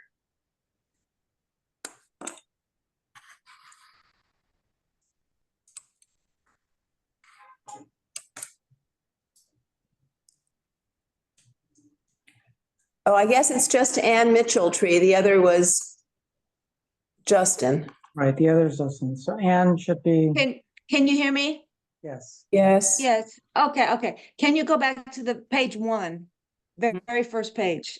I can't actually, I couldn't find the numbers on these, so it would be more difficult.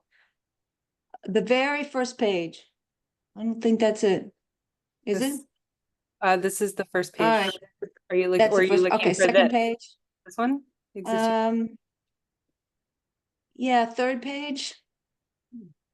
maps? Next page. I can't go. I'm sorry, keep going. No worries. The one that shows the before and after real clear. Maybe it was page two. Yeah, let's go. maybe this one. Page This, two. yeah. All right. Yeah, I mean, that, the way I saw it, that is really a sight for sore eyes. I mean, it's one of the first ones I've ever seen that I've actually liked. How it's balanced. You brought back the triangles. This is one of the first ones I've actually liked at first glance. I think it's beautiful at first glance. Now can you show me this before and after on the backyard? Yeah. The elevations, this one? No, keep going. Okay. Keep going. I think maybe like this, 1, 2. No, the before and afters, very clear. Now it has two side by side, one on the left and one on the right. Oh no, do we have an axon of that? I don't think we have two axons side by side. We have the elevations. We have an elevation. Oh, the elevations. Keep going. Are there more? I don't think we have the axon side by side. We just have them one after the other. Like this and then this. Well, okay, then go back. This is like when you go to the eye doctor and they say, which is this one or that one, the right? ones you showed of the two side by side, so we can move on. Yeah, well, I mean, originally in the old one, it gives it that castle effect. You had these, what do you call them? Bay windows that are circular, that are curvature and go out. That's what you're looking at the existing. I understand they're in poor condition, they're rotting, whatever, but they are circular and they go out. Now in your next one, as you would have it, there's all gone. It's flat as a pancake. And I like the part with the curvatures go out. I mean, that's obvious. That's part of what we lose in the historic district is all the circular curvature vocabulary. Actually, we are keeping it at the top level. I mean, this. Thank you. This is not a discussion. Okay. No, that's all. It's just, yeah. But the first one, at first glance, it was really beautiful. Okay, thank you. Thanks. All right, I think that's it for this presentation. Thank you for such a clear and coherent presentation. Thank you all. Thank you. Thanks. Thank you. Okay, thanks to everybody.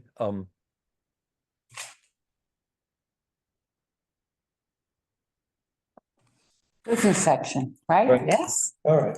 I'm moving this along. Can we go on? Are you all up to a few resolutions? I'm sorry, I didn't mean to be obscured. I went away for a moment. Okay, can we move along? Jesus. I mean, What's the first one? All right, Lafayette Street. okay. I have a That proposal. was a problem. I have a proposal. Sorry. My proposal is that they return with photographs of the lift and a rendering of the lift as installed. I support that. It's the Yeah. only way we're going to know what this looks like. Yeah, that presentation was a hot mess. Yeah. Okay, so let's do that. It'll come back and that's it. We don't have to go anymore. That's great. All right, Bo. Okay, If ready you for don't want Ross to to be say here, about- Bo, don't be here. If you don't want to be here, we're going I to know, move but, this you know, just- along. there's no Don't need to have interrupt these me, meetings please, go on Bo. and You're on and on and on. interrupting me, Bo. I don't mean to interrupt you, Susan. Well, you are. No, I'm So sorry. all I want to say is that we've got a lot to do and we will move this as quickly as we can. Okay? If you need to leave before that, we understand, but we are going to move this forward as quickly as we can. All right. Chenault, you're ready for 428 428? Street. Yeah. The lift. I thought that seemed fine. What did everybody else think? It was startling to have the two side by side, the presentation. And this lift. Yeah. It's fine, yeah. I'm all for it. Two revocable consents. Well, there's not much to say about that. From what I understand, we're not presented with anything new. We're just saying yes, right? Even And, though it didn't and show we're, up. we're sending out a notice to everybody who comes with these now that, We're talking about the revocable the consent. last application. That really Is anyone still here from the presentation, the last one? We'll move on if you could look about, I'd like to speak to the woman who did the presenting. It's about the revocation. 23 East 9th Street. Am I the only one who objected to the white? The objections were to the color.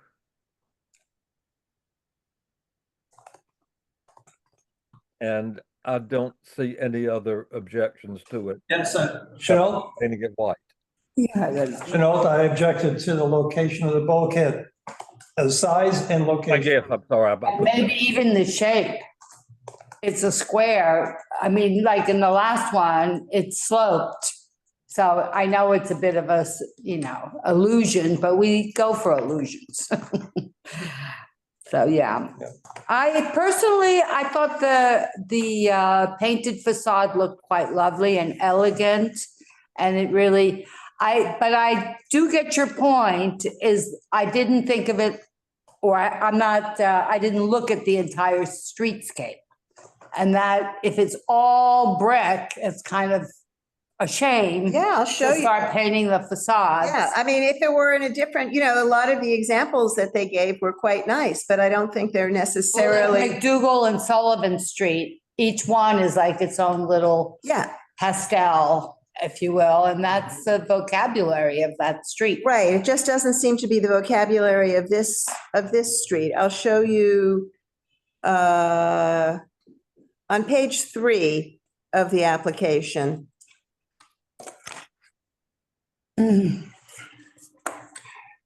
Did they? Oh, yeah, this is the old animal hospital. Yes. Did they give other neighborhood precedent for Just the painted facade? hotel. Well, the Brave White. There were maybe. There were a some couple of others, like on Greenwich Avenue, the Elephant and Castle building. There were a few others, and we know there are a few others in the district as a whole. Yeah. But I should think that the streetscape would override the neighborhood as context. I think so too. I mean, I think that in this case, given the streetscape, that the individual examples that were cited are not as relevant as I wish they were. And also the justification was given that the owner wants it, which is hardly Well, the owner can. principle of historic preservation. Well, I think it was more than that. They have a problem with the soft brick. And tuck pointing isn't going to solve that. There's a lot of soft brick. We got soft brick. There's a lot of problems too. Yeah. So. Right, but we don't, not everybody paints their buildings white. Not everybody. When I first read it, I thought it was going to be a transparent coating that was on. Mhm. But I only found out it's white. Yeah, but there's no matching brick to, if it's a transparent coating, then it just exaggerates all of the mismatched brick on the facade. Yeah, that's never a good idea. I will say in defense of the difference is that it's the first building after a very tall building. Is that not correct? Yes. It has that island. So it's a bookend. It's not the middle of the block. And there's white or off-white brick buildings across the street, the modern buildings. Right, the modern buildings, that's nice. true. Yeah, so. Anyway, I thought it looked elegant. It'd be okay with me. Yeah, it was okay with me too. Bo and Eugene, what do you think? And Yeah, Chanel, I'm okay with it. you're okay with that? What about you, Eugene? Yeah, I am as well. You're okay with it, Eugene? Okay. I think it Chanel? would look better, as is pointed out now, than ugly brick. Okay. And Eugene, did Valerie, you find anyone from the last presentation? yeah. Sorry? Did you find anyone still online from the last presentation? Yes, they are here. Would you like me to Oh, add them good. back I'll in? speak to When we get there, yeah. Okay. Okay, well, since I'm the only one with an objection, I'll withdraw my objection. So we approve this application? I think we need to talk a little bit more about the bulkhead. Oh, yeah? Okay. Well, do we approve the bulkhead is the Yeah, question. no, I really think that there's so much work going on inside that they could relocate the stairs and do away with this really large square bulkhead on the roof visible from the street. And it seems to, I know it's very cheeky of me to say it seems so easy of a solution. Well, you have to move the entrance. And shall that be as a provided that?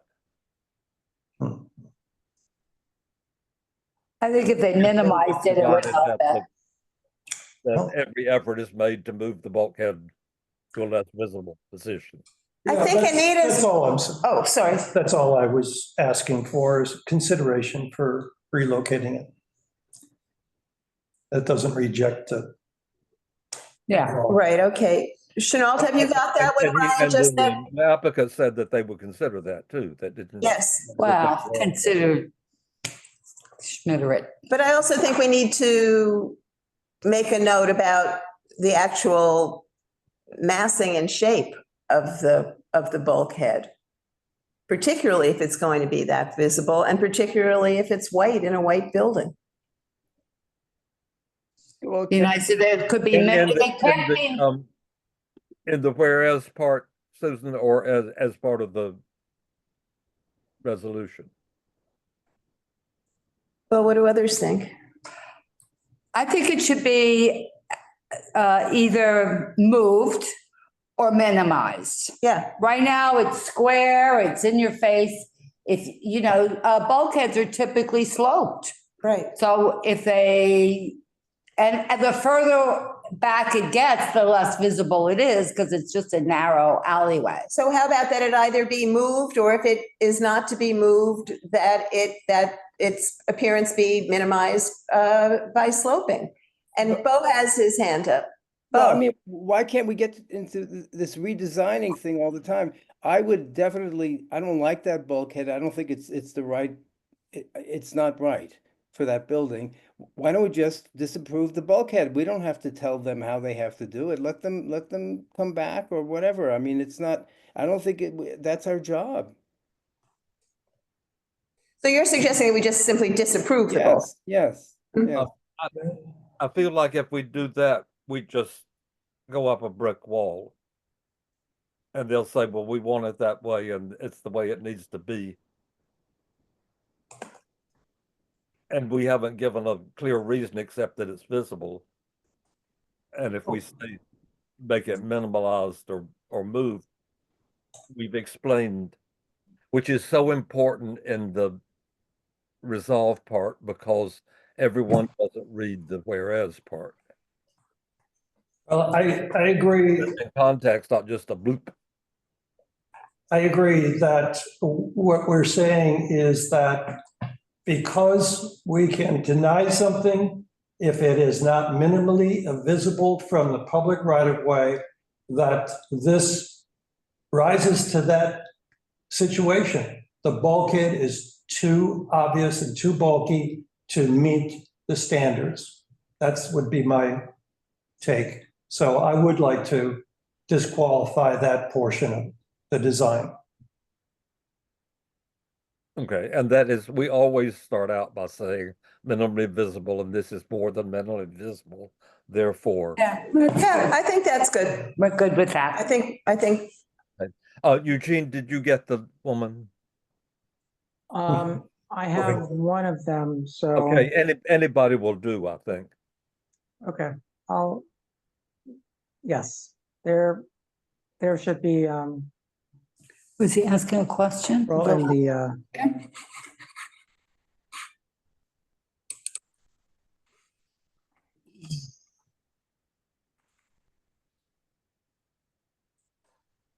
I see a hand. Hi again. Oh, hi. There's Julia and Sarah. We've got them both. And it's a question about the restored front steps. Do they intrude onto the sidewalk? Yes, so we will need revocable Okay. consent. Well, what we're going to do then is so that there's been a big thing with you maybe haven't had one lately, a big thing about the Department of Traffic and Transportation getting a separate approval. So we'll make a separate resolution that says that it's automatically approved the steps they got to intrude. And it will say that we recommend to the Transportation Department that revocable consent be issued. Great. And it's true, even if there was an old one there, they have to reissue it somehow. Got it. You'll just do that. And it's a good thing to keep in mind if you ever have them, just to make Yeah. And we're going to send a memo around to anyone who has such an application of exactly how it should be worded and so forth. So thank you. That's very helpful. Thank you. Waverly Place. Oh, is your hand still up from before, or is this for Waverly Place? Oh, no, I'm sorry. That's okay. Well, this is a beautiful Now, job. This is really nice. what I gleaned was the front facade, and it's one I had noticed, I think Anita mentioned it, is the peculiar windows on the house that doesn't have the stoop. The row of 4 windows rather than what would have been original windows if there hadn't been a stoop there, which would be 2 windows side by side. Although they're often altered, to be more windows. I mean, that's not out of character. I'm hearing you badly, Anita. Are you saying that you object to them? I do not. I think there's still, you see a lot of examples of that in other modified buildings over time. So I think it's a very nice adjustment and not a problem historically. And what's remarkable, I looked at the address and I knew it was somewhere north. I could not imagine, as much as I walk on Waverly Place, as one of my thoroughfares, where the building was or what it was. And I even thought it was the wrong street until I looked up the address and found out where it was. I just had no picture of this building existing. It's so bleh.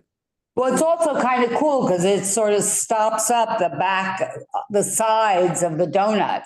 It's not part of the donut, but it's sort of like a stopper. like a bottle stopper. It's a really unique situation for so many reasons. And you know how adamant I am about situations where row houses are combined and how they should each retain some sort of individuality. But I think that is completely irrelevant here, because first of all, that kind of obliteration already occurred in 1959 to 61. And, secondly, this just reads completely differently. It's its own thing. It also, with just the cleaning up, restores the memory of two houses. More than The exists current now, one yeah. is just a mess. Right. So there's a division of what happens from one side to the other. I think it's Yeah, I was also struck when I went over there that across the street is a series of row houses. I mean, it's a regular streetscape, but the window treatment on the row houses across the street are much like the arch window treatment on this subject property. And I thought that was an interesting, I don't know, coincidence. I don't know what came first, but there was. Maybe somebody required it on that block, or they copied each other, maybe. Yeah, it was almost like a conversation on the two sides of the street. They got a special, special on rounded windows. Nobody thinks, even with the slope and the reduction, that there's too much of a very considerable rooftop addition. I think that we more or less came to the point where in this situation that's sloped, it's broken up into parts. It's if the coloration is lighter than it was presented, then with the zinc, that it would be appropriate or acceptable. That's what I. Yeah, I think so. I agree with Brian. I think that the netting just was describing the area, not allowing for. Oh, thank you for pointing that out. It really wasn't Pictures were good. depicted. It's not a mock-up of what's going to be there. No, that was really clarifying. Thank you. Oh, the only thing, one thing to mention, which you always do, is in regard to the underpinning, particularly because we really don't know. It's still a work in progress in terms of the design of the whole rear yard, and whether they will get, a certificate of appropriateness. Well, our boilerplate really doesn't care what it is. It's that nothing falls down. So it's a universally applicable one to whatever it turns out. That's true, yeah. Is everyone satisfied then? This is being approved with all the stuff about the don't make another building fall down or anything. Okay. Yeah, You hear all that. the zinc. Oh, yeah. I think the windows were otherworldly, but I think that was part of the rendering. Again, the rear facade, they just look very dreamy, not really architectural. But, all in all, I think the front facade makes up for just about anything. Yeah, and I guess as we're talking about the rear facade, just to clarify for the record that in fact, they do reintroduce the bay windows on the upper levels of the rear elevation. Yes. It is not all in one flat plane. That's right. Which I appreciate. Great. I'd like to ask about the Monday night time. It was somewhere in the thread of how things get scheduled. It got not made 5:30. Do people prefer on 5:30 Monday meeting? Sometimes it's 5:30. It's hard to remember. If you start moving the goalposts, we might show up at different times. No, well, if we set it from Monday, The Mondays are always 5:30. I just had a conflict this particular evening. Yeah.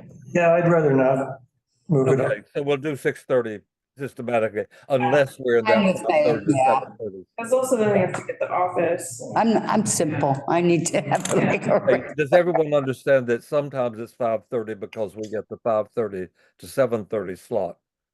Understood. If we have to, that's special. So as the need arises, then, yes. And occasionally we might start at 7:30 because of other thing Right. that we do.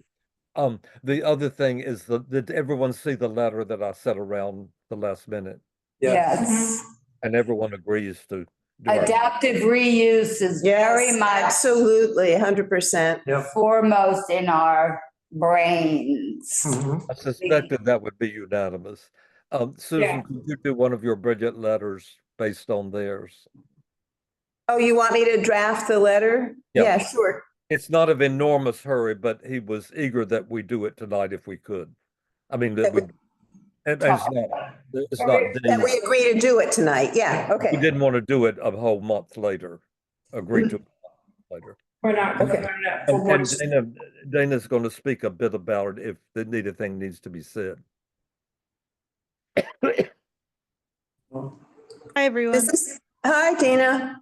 I don't need to say anything else, but if anyone has any questions or wants me to speak further to it, I can.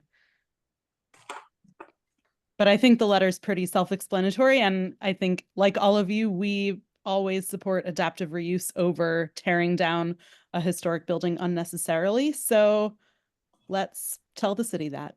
Exactly. And it makes for more interesting architecture.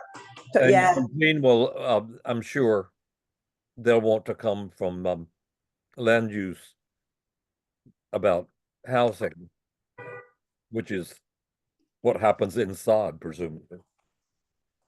Okay, thank you all. Thank you so Thank much. you. Good night, everybody. Thank you. So See you far, Thursday. December is slim. Bye. Okay. Bye. Bye. Bye. Good night. Yeah. Out here.